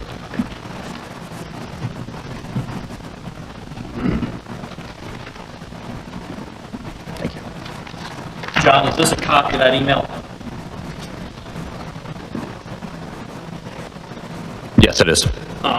And you talked about it kind of being pointed towards you. Yes. Look up in the from line where it has the from email address on it. What does that email address say? Lucy Lynn 2000. And who is Lucy? Our dog. Who's Lynn? Lynette is my wonderful wife over there. And what is 2000? The year she graduated from college. And what do you understand Proton Mail to be? We searched it out. It is a Swiss email server that's untraceable. I contacted them. They'd give me no information. My wife contacted them. They gave me no information. I had never heard of this email address before. Do you believe that somebody was trying to frame you guys as making a complaint against Mike and his swim lessons? 199%. I'm not going to ask you to point name, fingers, or anything. You don't need to. May I approach, Mr. Yes, sir.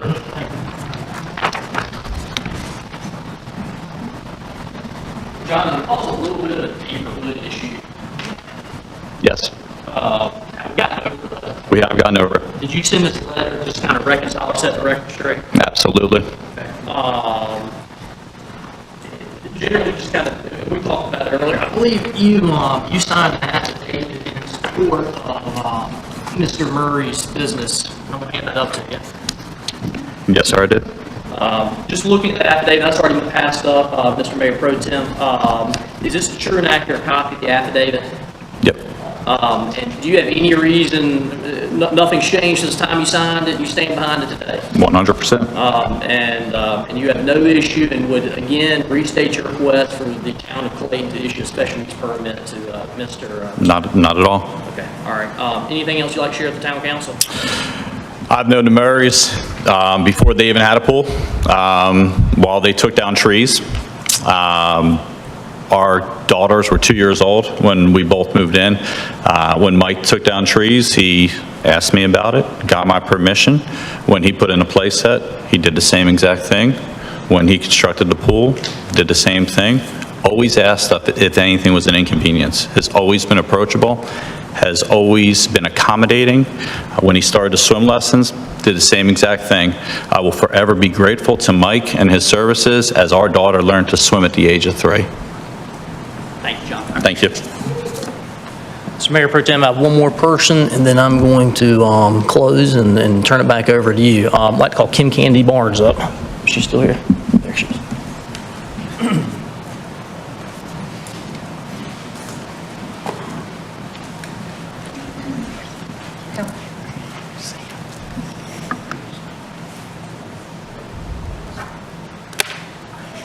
Ms. Barnes, can you state your name for the record? Kim Kennedy Barnes. Ms. Barnes, what do you do for a living? You also I work for the U.S. Senate. Okay. And do you live here in Johnson County? I do. Okay. And tell me a little bit about your interactions and relationship with Mr. Murray and his swim lessons. So I was fortunate enough to get in on the front end of his business. Found Mike back in 2018 and lived across the street from Glen Laurel, and my kids were born in May of that year. Reached out to him in December and got on the list for the summer of 2019. He told me they had to be able to walk, so at 13 months, they started swim lessons. They are now 5 years old. And what I want you to do, Ms. Barnes, generally, is I want you to talk to the town council about what Mr. Murray's swim lessons have done for your children and your family, and kind of what his program looks like. Yeah, so again, kids have to be able to walk. The point of swim lessons is, some of you may have heard Infant Swim Rescue. It's only in Raleigh around here. The closest thing is NC Aquatics LLC, which I'm so grateful for. Again, it teaches kids to swim, roll over and breathe, roll back over and keep going. My kids at 13 months old learned to do that in 2 weeks and have continued to swim with him every summer. They now, at 5 years old, learn swim strokes, and we are avid beach goers. So at the beach, I'm confident that my children know how to survive in a body of water. My 5-year-old earlier this summer passed the swim test at a local community pool here. While she was getting her swim test done, I heard all these parents saying, how is this little teeny tiny girl able to swim across the pool and tread water? And it's because of him right there. There is no doubt in my mind, I've recommended his programming to all of my friends and family. I grew up here, I've lived here my whole life. All of my family lives here, as does my husband's family. All of our cousins go to him, as do my nephews. My friends have gotten in with him. Frankly, I'm already on the list for next summer to get my kids in for stroke lessons. So Mike has invested so much in my family, not only just teaching them how to survive in a pool, in the ocean, but also now teaching them strokes. He's even encouraged us to join a local swim club where they can do this competitively. So this is an investment in the safety of children in this county, and frankly, I just strongly encourage everyone, if you can't get into him, find someone, because this town now has, it's not the little town that we grew up with. We have pools all over the town, and it is because of people like him that our pools are safer, and our children, most importantly, are safer. Thank you. Mr. Mayor Pro Tem, I would like to reserve the right to offer some rebuttal testimony or evidence in the case something does come up, if that's not against the rules necessarily.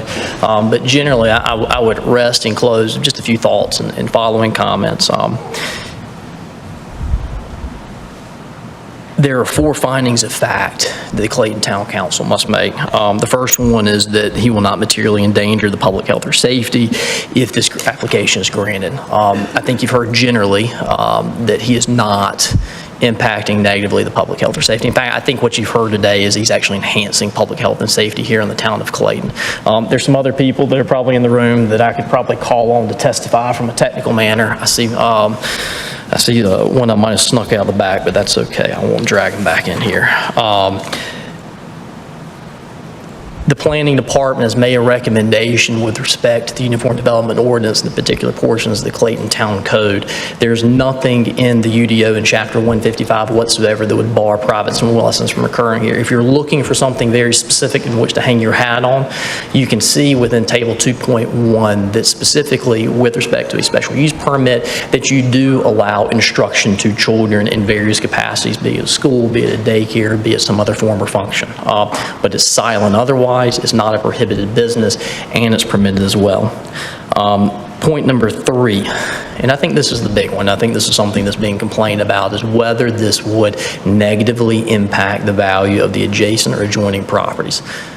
You have heard testimony tonight from several people who are their own best experts with respect to their property. I understand that Mr. Colley might tell you that you need a Rule 702 expert, got specialized knowledge, skill, and expertise, but who is the best person to give you evidence and testimony about what is fair market value? And that's the person that owns their property. You've heard from John and Lynette. You've seen the Wozniaks raise their hands in support of it. You've heard from Mr. Doyle, he's on my other shoulder over here, who talked about when the business was ongoing and it was affirmatively disclosed to the buyer that he received a fair and reasonable price.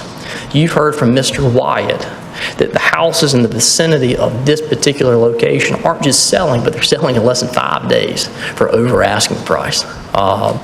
This neighborhood, I mean, it's a hot market, and that particular section is a hot market.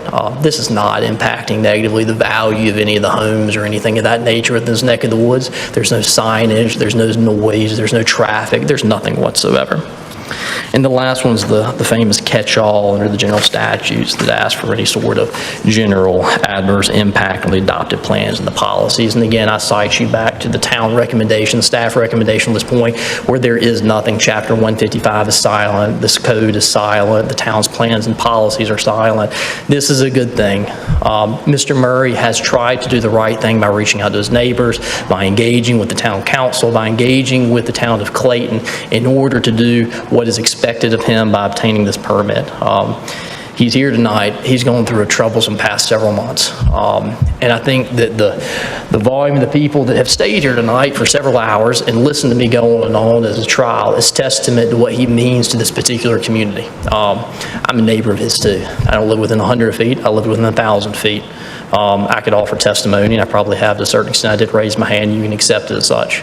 But I would ask and I would implore the town of Clayton to grant this special use permit on behalf of Mr. Murray so that he can continue doing the things that we love to see done in our neighborhood. Thank you very much. Thank you. As this has been offered, or has been noted as a public hearing, I'll ask if anyone else has any testimony or evidence to offer that has not already been offered. If you will, please step forward. Were you sworn earlier? No, sir. Okay. If you weren't sworn earlier, then we can't accept it, but if you were, yes, ma'am, you can approach. May I just briefly, I want to pass up some letters and support, just for Yes, the sir. record. Thank you. I was sworn in. Yes, ma'am. I'm Lynette Asmussen. I'm John's wife. We live at 80 Middlecrest Way, and we're the ones who butt right up to Mike and Jen's property. So I just wrote something out so that I wouldn't be too nervous, so I just like to read it to y'all. It's under 3 minutes.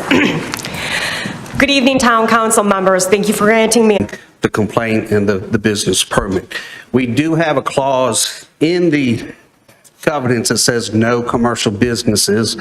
We also have a clause in the covenants that state nuisance activities. What I can tell the board that as of this date today, we are aware of it, and we're meeting on the 22nd to discuss this issue.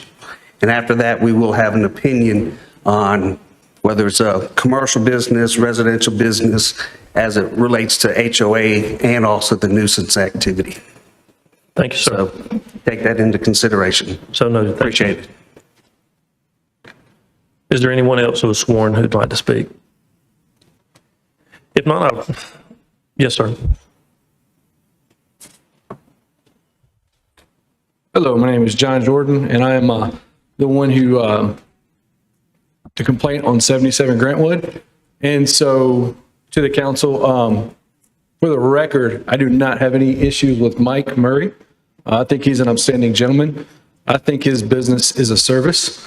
I think what he does is great, obviously with the support he has here. So I personally have no personal issues with him and think he's a great neighbor on the record. However, for me and my family personally, the way that the type of business he has with young kids, as per the last witness, as soon as you can walk. She testified her kid's 13 months old, right?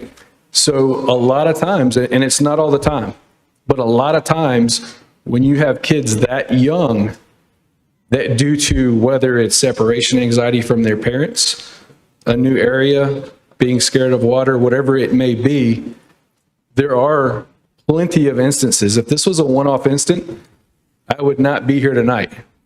But this is a constant noise. And again, it's not all the time, but it is ongoing and it is daily. You know, I recognize the fact that he has a lot of love and support, and I can recognize and appreciate that. But at the end of the day, and I'm not even asking him to shut down his business, I'm just asking him to move it out of a residential area due to it creating a noise.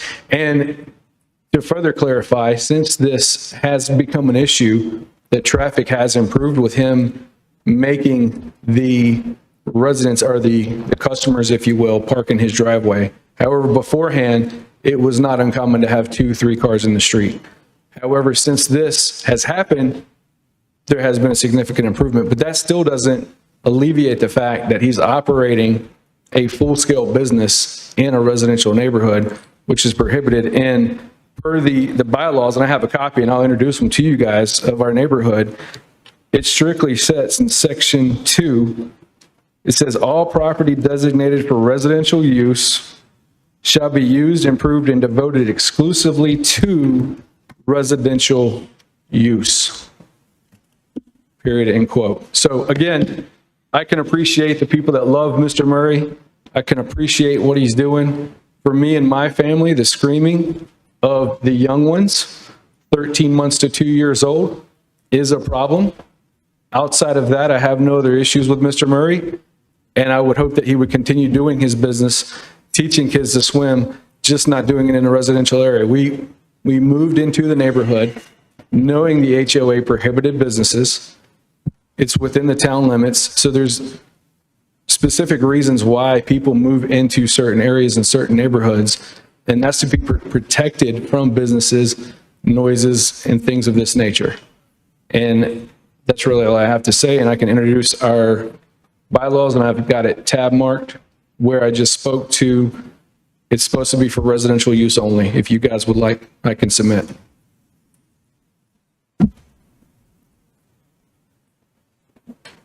I'd like to just ask our attorney, because that's not a part of our ordinance, do you see a necessity for him to submit the bylaws of their? I don't see a problem with him submitting it if it's of interest to the council. Sure, you can hand them to the clerk. It doesn't bind or restrict the council decision in any way. Okay. Thank you, sir. Is there anyone else?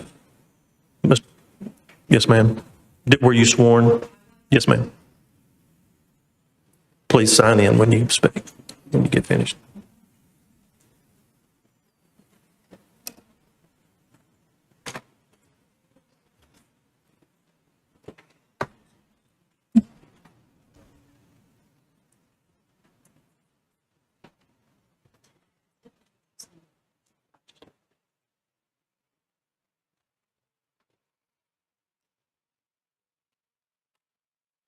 Hi, my name is Jacqueline Kaufman, and I live in Glen Laurel, and I am very involved in our neighborhood. My son has been lucky enough to have taken lessons with Mike.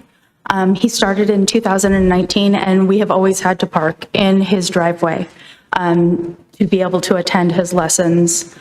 Mike's pool is the only place where my son has felt safe. He was threatened in our neighborhood pool, unfortunately, and without Mike giving him the confidence of swimming, my son would be terrified of being in pools in general. And I am a water polo player and swimmer, so without him giving our kids that confidence, it would be detrimental. Thank you. Thank you, ma'am. Mr. Sorry.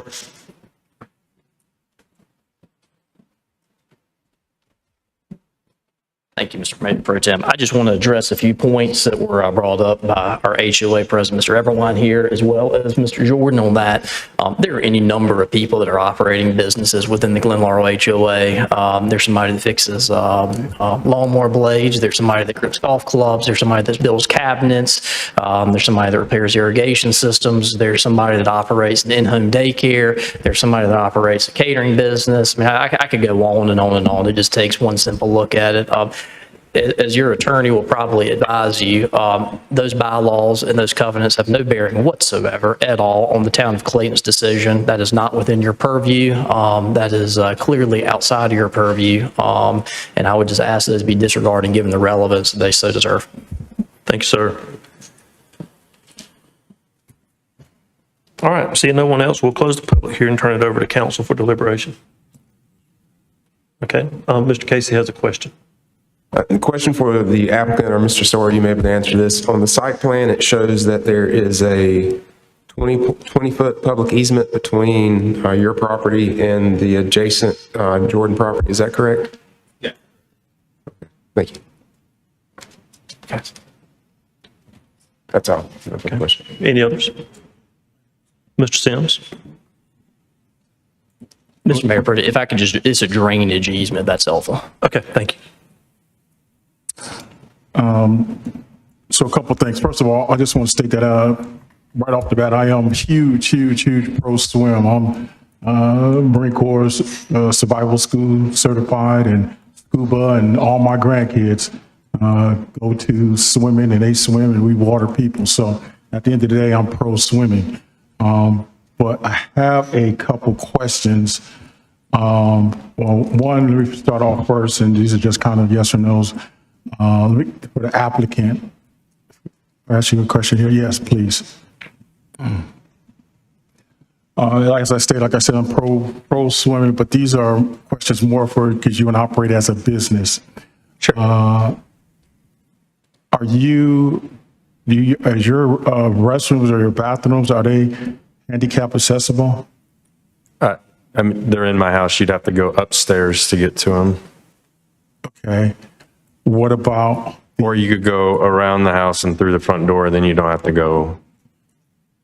You don't have to go any stairs. Is the pool ADA compliant? I'm sorry? Is the pool ADA? I mean, there's no handicap entrance. I've taught several handicap students. I always assist them myself getting in and out of the pool. What I'm saying is the pool outfitted for that? No, it's not. It's not. There's no specialized equipment for any sort of handicap entrance or exit. Okay. Or anything. It's just a normal residential backyard pool. Okay, thank you. Yeah. I got a question for Ben.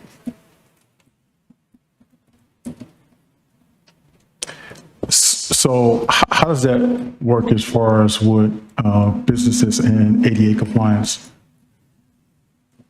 That I'm not real sure how existing or home occupations, I'm not sure what their requirements are to meet ADA requirements are.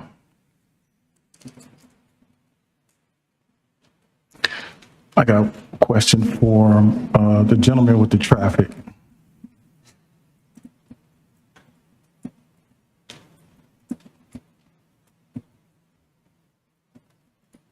Just quick question. Because you been doing it for a while. Have you ever testified or been in front and said that a particular area or building things that you don't use, that you feel that there's going to be too much traffic? Part of the traffic impact analysis procedure is to evaluate the impacts of the traffic and then recommend improvements, if any are warranted. I've been a part of many studies where improvements are absolutely warranted due to the impacts from traffic. Yes, sir. So you testified that before that you said, hey, that this should not go there because there's going to be too much traffic? Traditionally, a traffic impact analysis does not make a judgment of whether a development is appropriate for an area or not, unless it creates, as professional engineers, and you heard me make the statement about endangering public health, safety, and welfare. We traditionally, as part of the traffic impact analysis, again, we will make recommendations as to what improvements are needed to mitigate a situation, or if these improvements cannot be made, or the traffic generated from a proposed development is such that improvements are not feasible, we will also make that recommendation. I have been a part of cases where that has also been the case. But generally, it will not make a judgment as to whether a development is appropriate for an area. That is for governing bodies like this to decide. We will simply illustrate these are the improvements that are necessary to meet your code to protect health, safety, and welfare, and then you get to make the decision as to whether those improvements should be required or not. Thank you, sir. Yes, sir. And I got a question for the gentleman on the real estate that gave,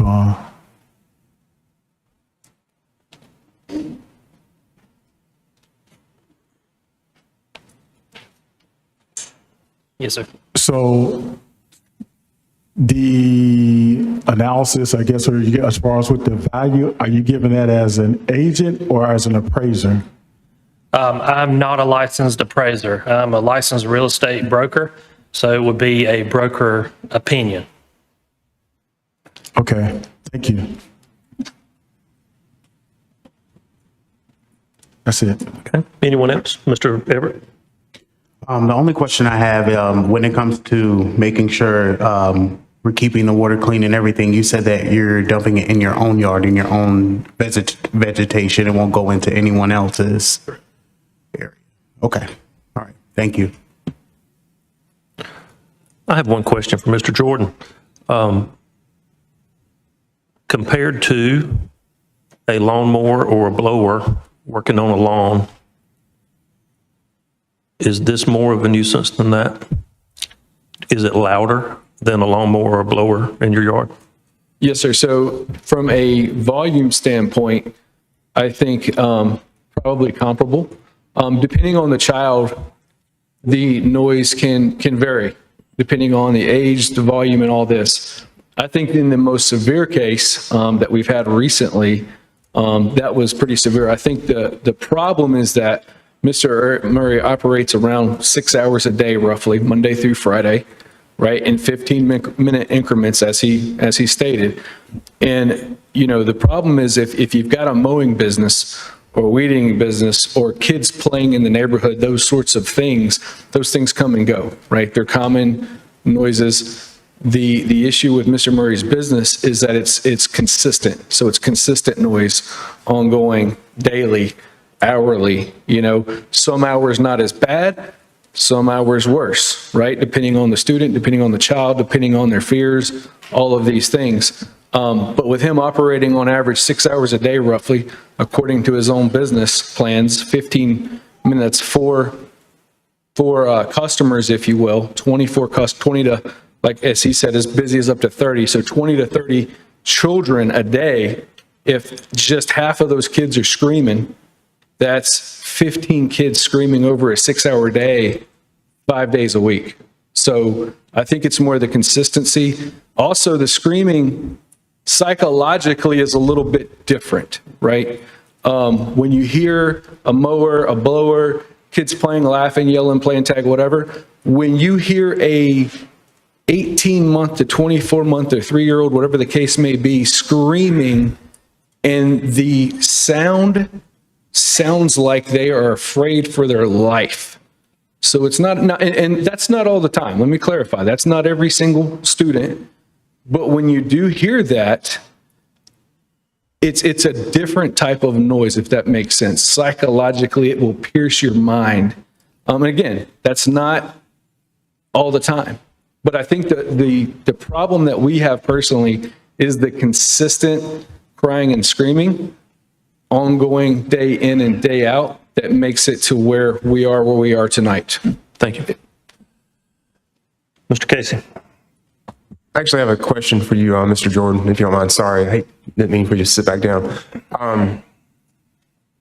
Obviously, I understand where you stand on this, and hopefully this is within our right or allowed to do.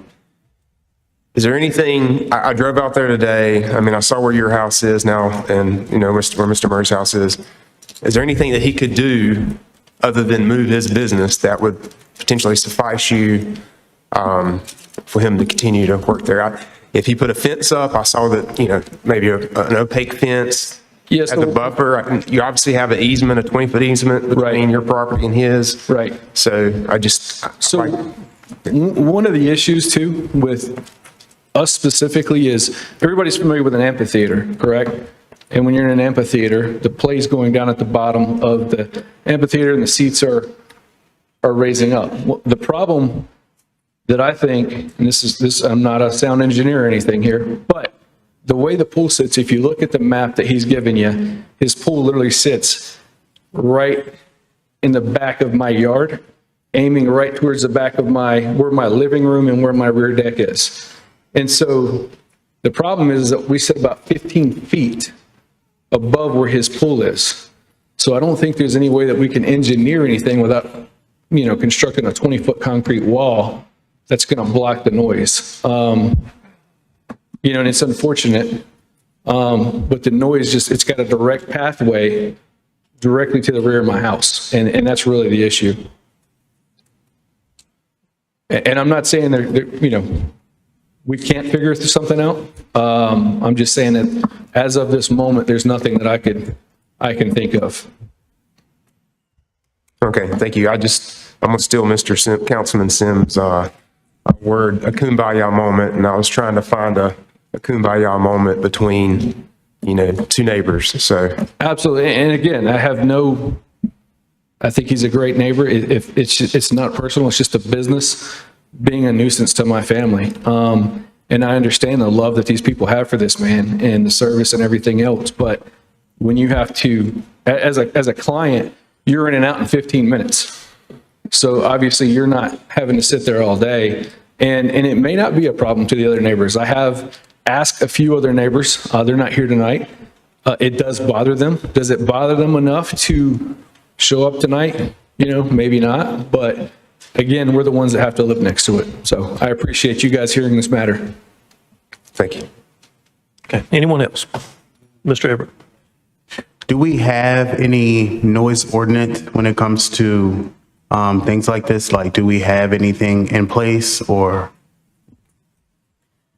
Our noise ordinance is in the town general code of ordinances. and it is enforced by the police department. It's fairly broad, and as I believe the applicant mentioned, they have actually had a police officer visit their site based on a noise complaint. The police officer could not corroborate the issue with the noise. Okay, yeah, I just wanted to kind of be sure, just because, I mean, I know when it comes to just noise ordinances themselves, I just want to see if there's something pertaining to this kind of business. Would it have a conflict on our kind of ordinance? So I just wanted to be clear on that. So thank you. Mr. Sorry. Just a few comments. As an interesting experiment, we actually hung a decibel meter reading device on Mr. Murray's fence adjacent to his pool, and has daughter Isabel scream as loud as she possibly could for an extended period of time, and it registered 90 decibels. 90 decibels, if you pull out your phones, is the equivalent of a two-stroke gas leak blower. If you look at the neighborhood meeting minutes, you'll actually see on the one, let's see here, it's the 1, 2, 3rd paragraph up from the bottom, you'll see where there's actually a discussion about the intermittent noise and things of that nature, and acknowledgement there was one person. Councilman Sims, to your question about Mr. Wyatt's testimony, Mr. Wyatt is not an appraiser, and this application does not require an appraisal at all. What it does requires an opinion about whether an act or an action will cause a diminution in value to an adjacent property, of which a real estate broker is qualified to give with that specific regard. He's not offering a value on whether that house is worth $600,000 or $500,000, but based on the comparable market analysis. So I'll just make sure that that distinction is made in that regard. And then the last point, John did want to come up and talk about the noise aspect. I don't think anybody in this room tonight is qualified as a noise engineer. Certainly not an expert under Rule 702 or anything else for the town of Clayton, but we're talking about auditory effects and things of that nature. Somebody whose house immediately abuts it can certainly provide relevant testimony on that. So I'd like to call him back up if that's okay, Mr. Mayor. Thank you.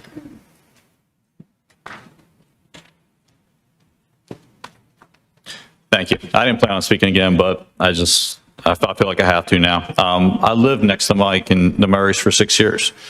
We have an outside deck that's higher than what their deck is. It's more elevated than their deck is, so the sound should make it to us more.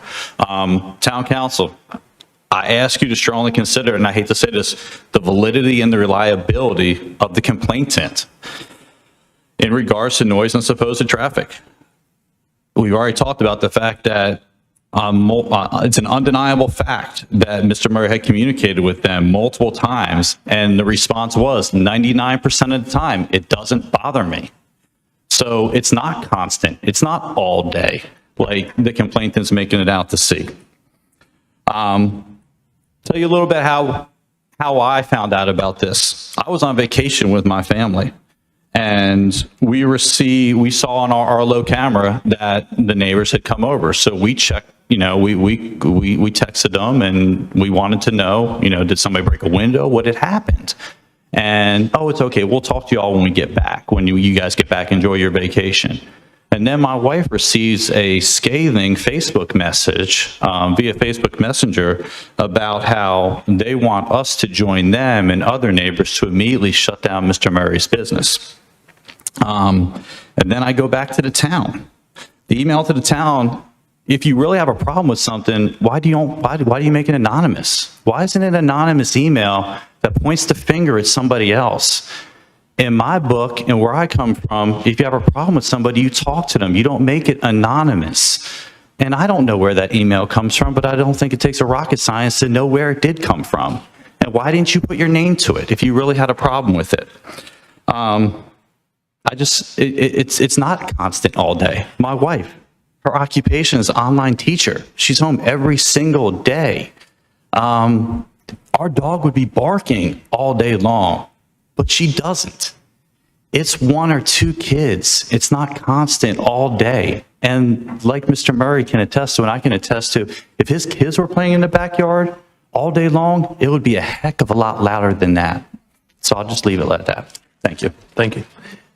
Any other council members have questions? Mr. Everett? Yeah, the only thing I would say is I definitely don't have a problem with this. I just want to make sure, later on there's no conflict of interest, and making sure if we are going to follow our ordinances and follow what we're trying to do as a town of Clayton. I just want to make sure, there's nothing conflicting with that. So I know we're not noise engineers, but it's important that if we have something as an ordinance on the books, that we abide by those or just make sure that we are following up with that. But other than that, I don't have any issues or complaints about, what we're trying to do here. I think it's amazing. I think it increases safety for children and people involved, especially in that neighborhood. So I just wanted to make that very clear. All right. For me, I feel like I've heard sufficient evidence. I feel like the applicant has presented a solid case that with expert testimony. And, and to our public that's here, we really appreciate you coming, and, we appreciate your emails and messages. And I hope you understand that, our silence before we come here tonight was intentional, because, we had to hear the evidence as presented. Just as if you were on a trial, you would want somebody to hear the evidence and weigh in the evidence. So we do appreciate you reaching out, but hope you understand why we could not engage in conversation about the topic before we got here tonight. So, but it doesn't mean we did not realize that you were sending us messages. So just want to make sure that you guys know that we get them. This was a topic we couldn't engage you on before we got to the hearing tonight. And I'll entertain a motion on this. Oh, Ms. Archer. Thank you. I just wanted to add my thoughts here. We've heard a lot tonight, including concerns, as well as some very nice things, and so that's great. But when I'm hearing a special use permit, the law requires that, as Mr. Thompson stated, we focus entirely on the evidence and the findings of fact as they're written. That's according to the law and according to our town ordinances. So in this case, as I look at that, I feel that the application meets all 4 findings of fact. Shall I place that in the motion? Mr. Casey?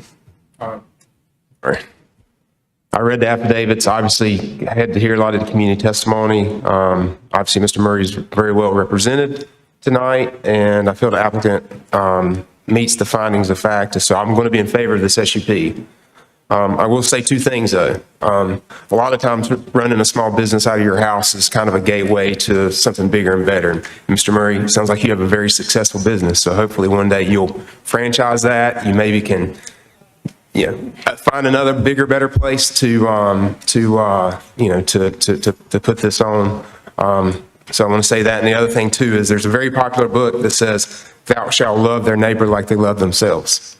And so I think tonight we're obviously seeing a community that is very, very well connected. And, you have somebody trying to operate a business, somebody, living in a residential neighborhood and trying to just, I guess, enjoy what he expects. So I would hope that, at some point there's some sort of amicable agreement between Mr. Jordan and you, Mr. Murray, to make things, better for the neighborhood, better for the community.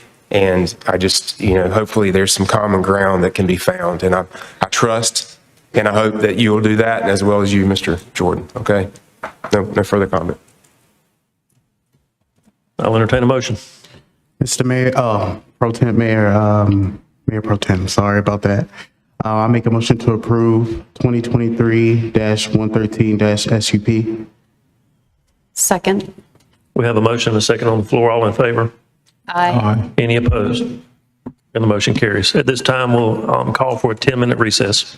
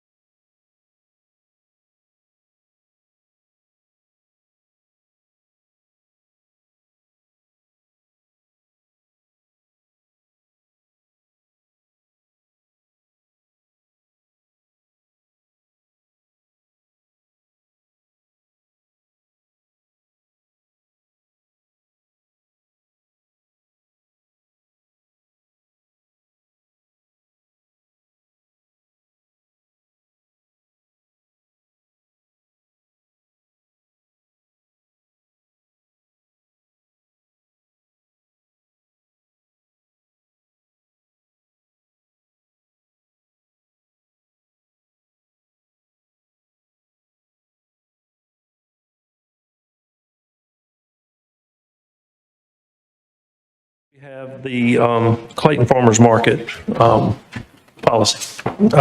Mayor Pro Tem, in discussions with Councilwoman Archer, I believe she should be excused from the consideration or the vote on this matter due to a conflict, excuse me, a conflict. So excused. Who's going to present it?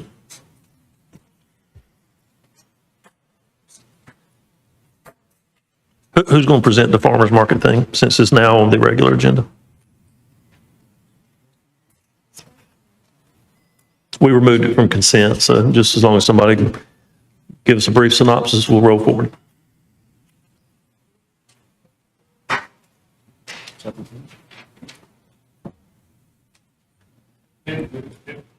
It was removed for the purpose of separating it from the rest of the consent agenda so that Ms. Archer wouldn't be precluded from voting on everything on the consent just because she was precluded from voting on this. Is there any further presentation on the topic? If you're asking about the item itself, no. It's our standard policy, just providing them access to the square during the typical business hours. Since it was removed from consent, I want to make sure everybody had an opportunity to hear what it was about. Thank you. I'll entertain a motion. All in favor? Any opposed? And the motion carries. Next up, we'll move to staff reports, starting with the town manager. All right. In the interest of time, I may be a bit briefer than I was originally planning on a couple of these items. But first and foremost, I want to draw your attention to an item that was left in front of each of your places. Hopefully, you've all been able to get a look, just even briefly flipping through something that's new that the executive team wanted to go ahead and start providing to the council, which is essentially an annual report documenting all the great work that was completed each fiscal year. So this is a first edition, if you will, but essentially goes through kind of some of the great wins and accomplishments we've had over the last 12 months of the fiscal year, closing in the end of June. We'd love for you to take a look at it, give us any thoughts, ideas, but hopefully you'll be able to reminisce about some of the great work that this council and all the staff were able to complete over fiscal year 23. I want to have a big thank you to Deputy Manager Gill as well as Nathaniel, our communications director. A lot of great work went into putting this document together, as well as all of the staff that provided the content, and more importantly, everybody throughout the organization that did the great work over the last year. Additionally, with that, you should have a copy of a credit presentation that was provided by Davenport. There are our financial advisors. This past week, myself, the finance director, the executive team was able to sit on calls. As you know, we're getting ready to sell the final bonds from the 2018 Parks bonds. As part of that, we have to renew our credit rating with the rating agencies. We had good calls on Friday with both S&P and Moody's. As you know, we are one notch below AAA. We are hoping that they go ahead and reaffirm those ratings. We'd love to see them move up a little bit, but just based on where some of our metrics are with our housing types and our median income, we're not expecting to have a bump up, which would be that AAA rating. But through some of the great work you all are doing and accomplishments we're making, we're hoping maybe in the next year or two we are in a position to do that. But we did want to, there's a lot of great information in here. This is the information that the folks at, like I said, S&P and Moody's and all that, how they learn about the town and all the great things that are coming to our town and how we are managing it and being fiscally responsible. So if you get a chance, again, take a look at that. Great information for you. As well as in your inbox, you should have a copy. Our police and fire folks typically do their reporting on a calendar year basis. So we did go ahead and just at least email you the police department's annual report earlier this evening, so that you have that in case you're wondering why there wasn't as much focus on them in the other annual report, because they provide separate reporting for us. But again, great work by all. And again, thank you to Dolores and Nathaniel for pulling it all together for us. A couple other real quick announcements. I believe I've let all of you know at this point, but our planning director, Ben Howell, has put in his notice with us. He's taken a great opportunity with Campo, so while he will not be working directly for the town of Clayton, he will indirectly be working to support us at the camp through the MPO and supporting us with the great transportation and transit opportunities that hopefully will be coming our way over the years. So I did want to take a moment just to say thank you to Ben for the last couple of years. A lot of great work, a lot of great accomplishments. We wouldn't be in the position we are with the UDO rewrite, the small area plans, and just overall great accomplishments here at the town of Clayton. We'll appreciate that. But we have him for another week and a half, so and you may see him longer than that if I can get him on loan from Campo to be able to help close out a few of those items over the next several months. But again, just wanted to say thank you to Ben for all his hard work here with the town.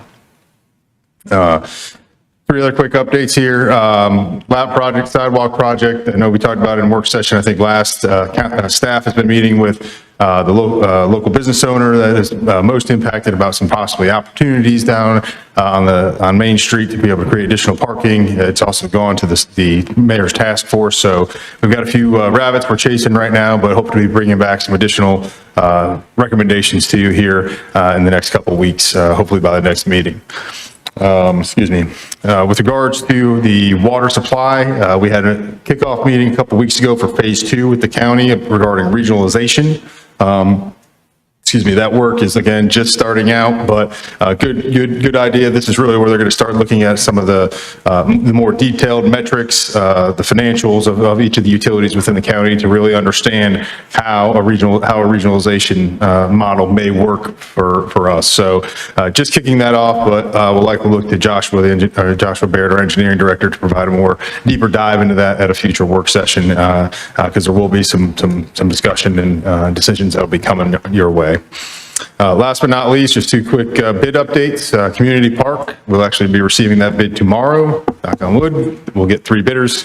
As I said, the rating agency meetings occurred last week. We'll be getting those rating agency recommendations by the end of the month. I believe the 28th is our target date with them. That'll put us on track to go ahead and sell the remaining $4.5 million of bonds in September through the LGC. And that project would probably kick off construction just before the end of the year at this point, just based on the timing of getting all the paperwork and everything. So looking forward to that bid opening tomorrow. And then you heard Adam from HDR mention earlier today that the Clayton Raleigh is out to bid as well. We should receive those numbers next week and be able to formalize that project as well. So lots of good work happening here at the town. We're just trying to kick fiscal year 24 off the way it should. And last but not least, there's a little bit of a weather event happening right now. Our police and fire folks are a bit scattered responding to calls, but just want to make sure everybody is safe when you leave here. So we can chat afterwards too about routes you may or may not want to avoid.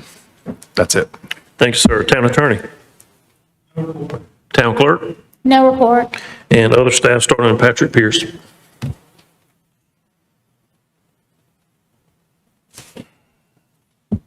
Good evening, Mayor Pro Tem, Council. Patrick Pierce, Economic Development Director, also joined by Lydia Davis, our Economic Development Specialist.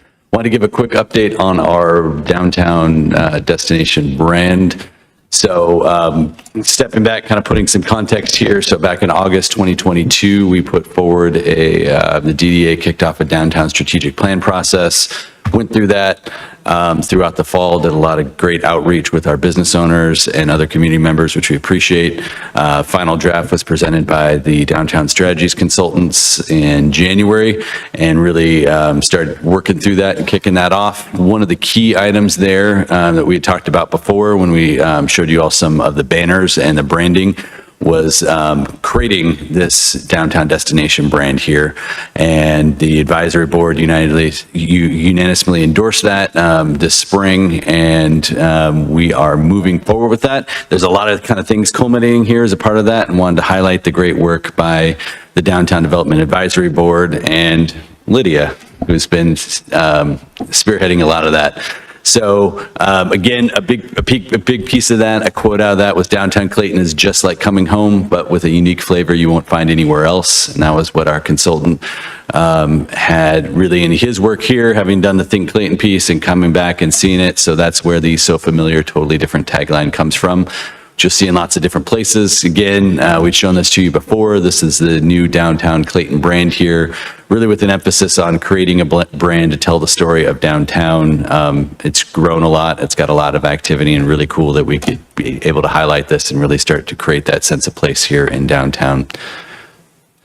So one of the big pieces you've started to see coming up, big thank you to the folks, all the guys and gals in the electric department there, as well as GIS. And we had help really from several different departments, from our communications department, from fire and PD out. We mapped a bunch of places to put banners up. These are really the corridors where they're going to go here. Squares with really the plan here, in addition to getting out and creating that brand and getting these banners out, also working together to create kind of corridors there, especially coming from Municipal Park off of the Greenway. So that's a theme you'll see in some of this, is that connectivity there. And with that, Lydia and others did a lot of work on the banners, so I'm going to have her talk about that and just kind of lead you through a few of these other things and go from there. So with that, I'm going to hand it over to Lydia. Good evening. Again, these are not new. You've seen these before, but just wanted to show them off one more time and give a thank you to Nathaniel and the communications team for helping us put together these 8 banners. As Patrick mentioned, there's a bunch of them going up around town now, about 150 of them that our electric department is currently in the process of installing. So you may have already seen some up on Main Street and other side streets. So here soon, all 150 of them or so will be up. This is an example of what they look like with the new colors and brand. So with that, the DDA has also been working to create a new map program, a more interactive map than the one that was being used previously. This one's currently up on the website and can also be used. It's super mobile friendly. So it has these categories you see on the left-hand side. The map can be, have categories toggled on and off depending on what category someone may be looking for. When they get to a point of interest, it will loop right in with Google Maps and they can walk straight to it. One of the categories is parking, because of the new public-private partnerships we have with some parking lots here, as well as the other parking lots that are town-owned. So all of those are now loaded into this map. Folks can easily find a place to park here in downtown Clayton, which is super helpful, of course, for events like this Thursday's concert. So in all those parking lots, you'll see the sign like there up on the right-hand corner, but adding to what's offered with those public parking signs, letting people know about parking, we're also adding this smaller sign, as you see here, onto those same poles, so that when folks get out of their car and are leaving the parking lot, they can scan this QR code, which will take them directly to the mobile version of that same map I was just showing you previously. Another new initiative, as Patrick mentioned, a lot of this has been in partnership with some other groups, including Parks and Rec. As you know, it's Year of the Trail. So focusing on some pedestrian wayfinding once they get near the end of the Greenway heading into downtown, and then kind of getting them where they need to go from there. So an idea that was born of that were some sidewalk stickers. The purple stars here on this map are the locations we've proposed for those sidewalk stickers. You see one coming off in Municipal Park there, and also at the end of the pedestrian trail at the bottom of the map, and then coinciding with other, key intersections, parking lots, etc. This is an example. You can go ahead. Of what they look like. So this one on the far left is when you first come out of Municipal Park, you make your way down Stallings, you'll see the one like in the middle there. Bopping over to the other end of Main Street, you may see one when you come out of the parking lot, like at the parking lot at First Federal Bank, which is now public parking during certain hours. You'll see one like that, kind of directing people around. And again, that QR code to get to the downtown map is going to be on this too. So these stick down on the sidewalk, essentially like a sticker. They're approximately 24 by 36. You got one more? I don't know. Nope.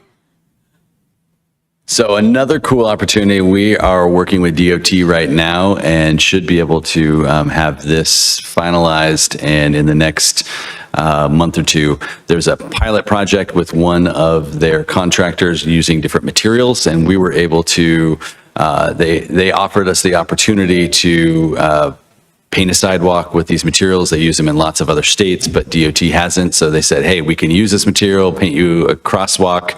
And there's a small contribution from the town on that. But when we looked at and went through working with engineering and others on what a good crosswalk would be, we thought this one, given that it's already signaled and adjacent to one of our new public parking lots, opportunity to use custom colors here and be able to paint the sidewalk here is a good entryway into downtown and use those custom colors from the downtown brand here to really highlight and brighten downtown and really tie all these things together in terms of the work going with the branding, with the banners, with the map, the new logo and all of that. So this will be a new cool opportunity we have here to brighten up and add some more, some additional life into downtown. One other thing I want to point on the map, a cool piece there is it also incorporates a sculpture trail on there, and we're working on also incorporating the greenways on there as well. So that's another opportunity to take the sculpture trail, get that out on a mobile app, and be able to let people walk around and see that as well. So with that kind of timeline, next steps here. So again, that QR code there will take you to, so anyone online or watching this here should be able to hold their phone up and scan that and get into the downtown Clayton mobile map. In next month and a half, we should have all the banners installed. Some of those may hold off through Christmas decorations and some of the holidays. So there may be a few spots that, given the kind of cycle and how we're implementing these, it may be fully to the end of the year until a few places, but all those are ready to go. We've got the parking wayfinding signage there that will, I believe those are on order and waiting to come in and get those installed on the existing signs. And then the branded sidewalk we anticipate here in the month of September. Sidewalk stickers shortly after that, and then hopefully get some of that similar wayfinding signage in some of our working with Parks and Rec on some of their park signage. So as you go up to the signs that talk about the different trailheads and such, you'll have that opportunity at some select ones to have the QR code and that signage there to be able to get people into downtown. So really, I guess the overall piece here is really trying to take that plan, create an integrated plan for downtown, really pull all these things together, and hopefully continue to make it easier for vehicles to park, make it easier for pedestrians to get around, and easier for people to get to our businesses and other great assets we have in culture arts and such around town. So it's an awesome initiative. Appreciate the Downtown Development Advisory Board, appreciate Lydia's work, and we appreciate all of our other town staff that have pitched in here. As many things we do, it's always all hands on deck, and appreciate you all giving us the opportunity to do this here, and would welcome any questions. And if not, we are all done. So thank you. Thank you, Patrick. Any comments, questions, Mr. Everett? The only thing that I would say was I love that you guys are working together with other departments. I think that's important kind of moving forward. That helps us work together, especially dealing with Clayton as we are growing. So I think it speaks to what we're trying to accomplish. And I love the fact that you guys are like trying to color and make it more colorful around Clayton too. So it's an attractive and it's appealing for people that are just visiting, or it just causes more of an appeal. So it's amazing. I like it. Awesome. Thank you so much. Any others? All right. Thank you, Lydia. Thank you, Patrick. Thank you very much. Any other staff? Hearing none, we'll turn it over to informal discussion and public comment. Anybody wishing to speak?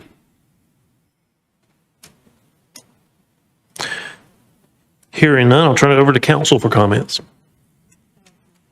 Ms. Archer? I was just going to say congratulations to Ben. I'm happy for you. I'm excited. We'll have a voice who knows about Clayton over there with Campo, and I've really enjoyed being liaison to the planning board and appreciate all your hard work there. So best of luck. Mr. Sims? Two things. First of all, congratulations to Ben. Enjoy working with you. I also want to make just a comment on tonight. I think with the UDO write-up is coming that we're going through right now, I think we need to look heavily at what took place this evening. I think seriously, because at the end of the day, right, wrong, or indifferent, is it that we want to see businesses go into residentials? Because the state of where we're living in today, there's a lot more people wanting to do businesses out of their homes.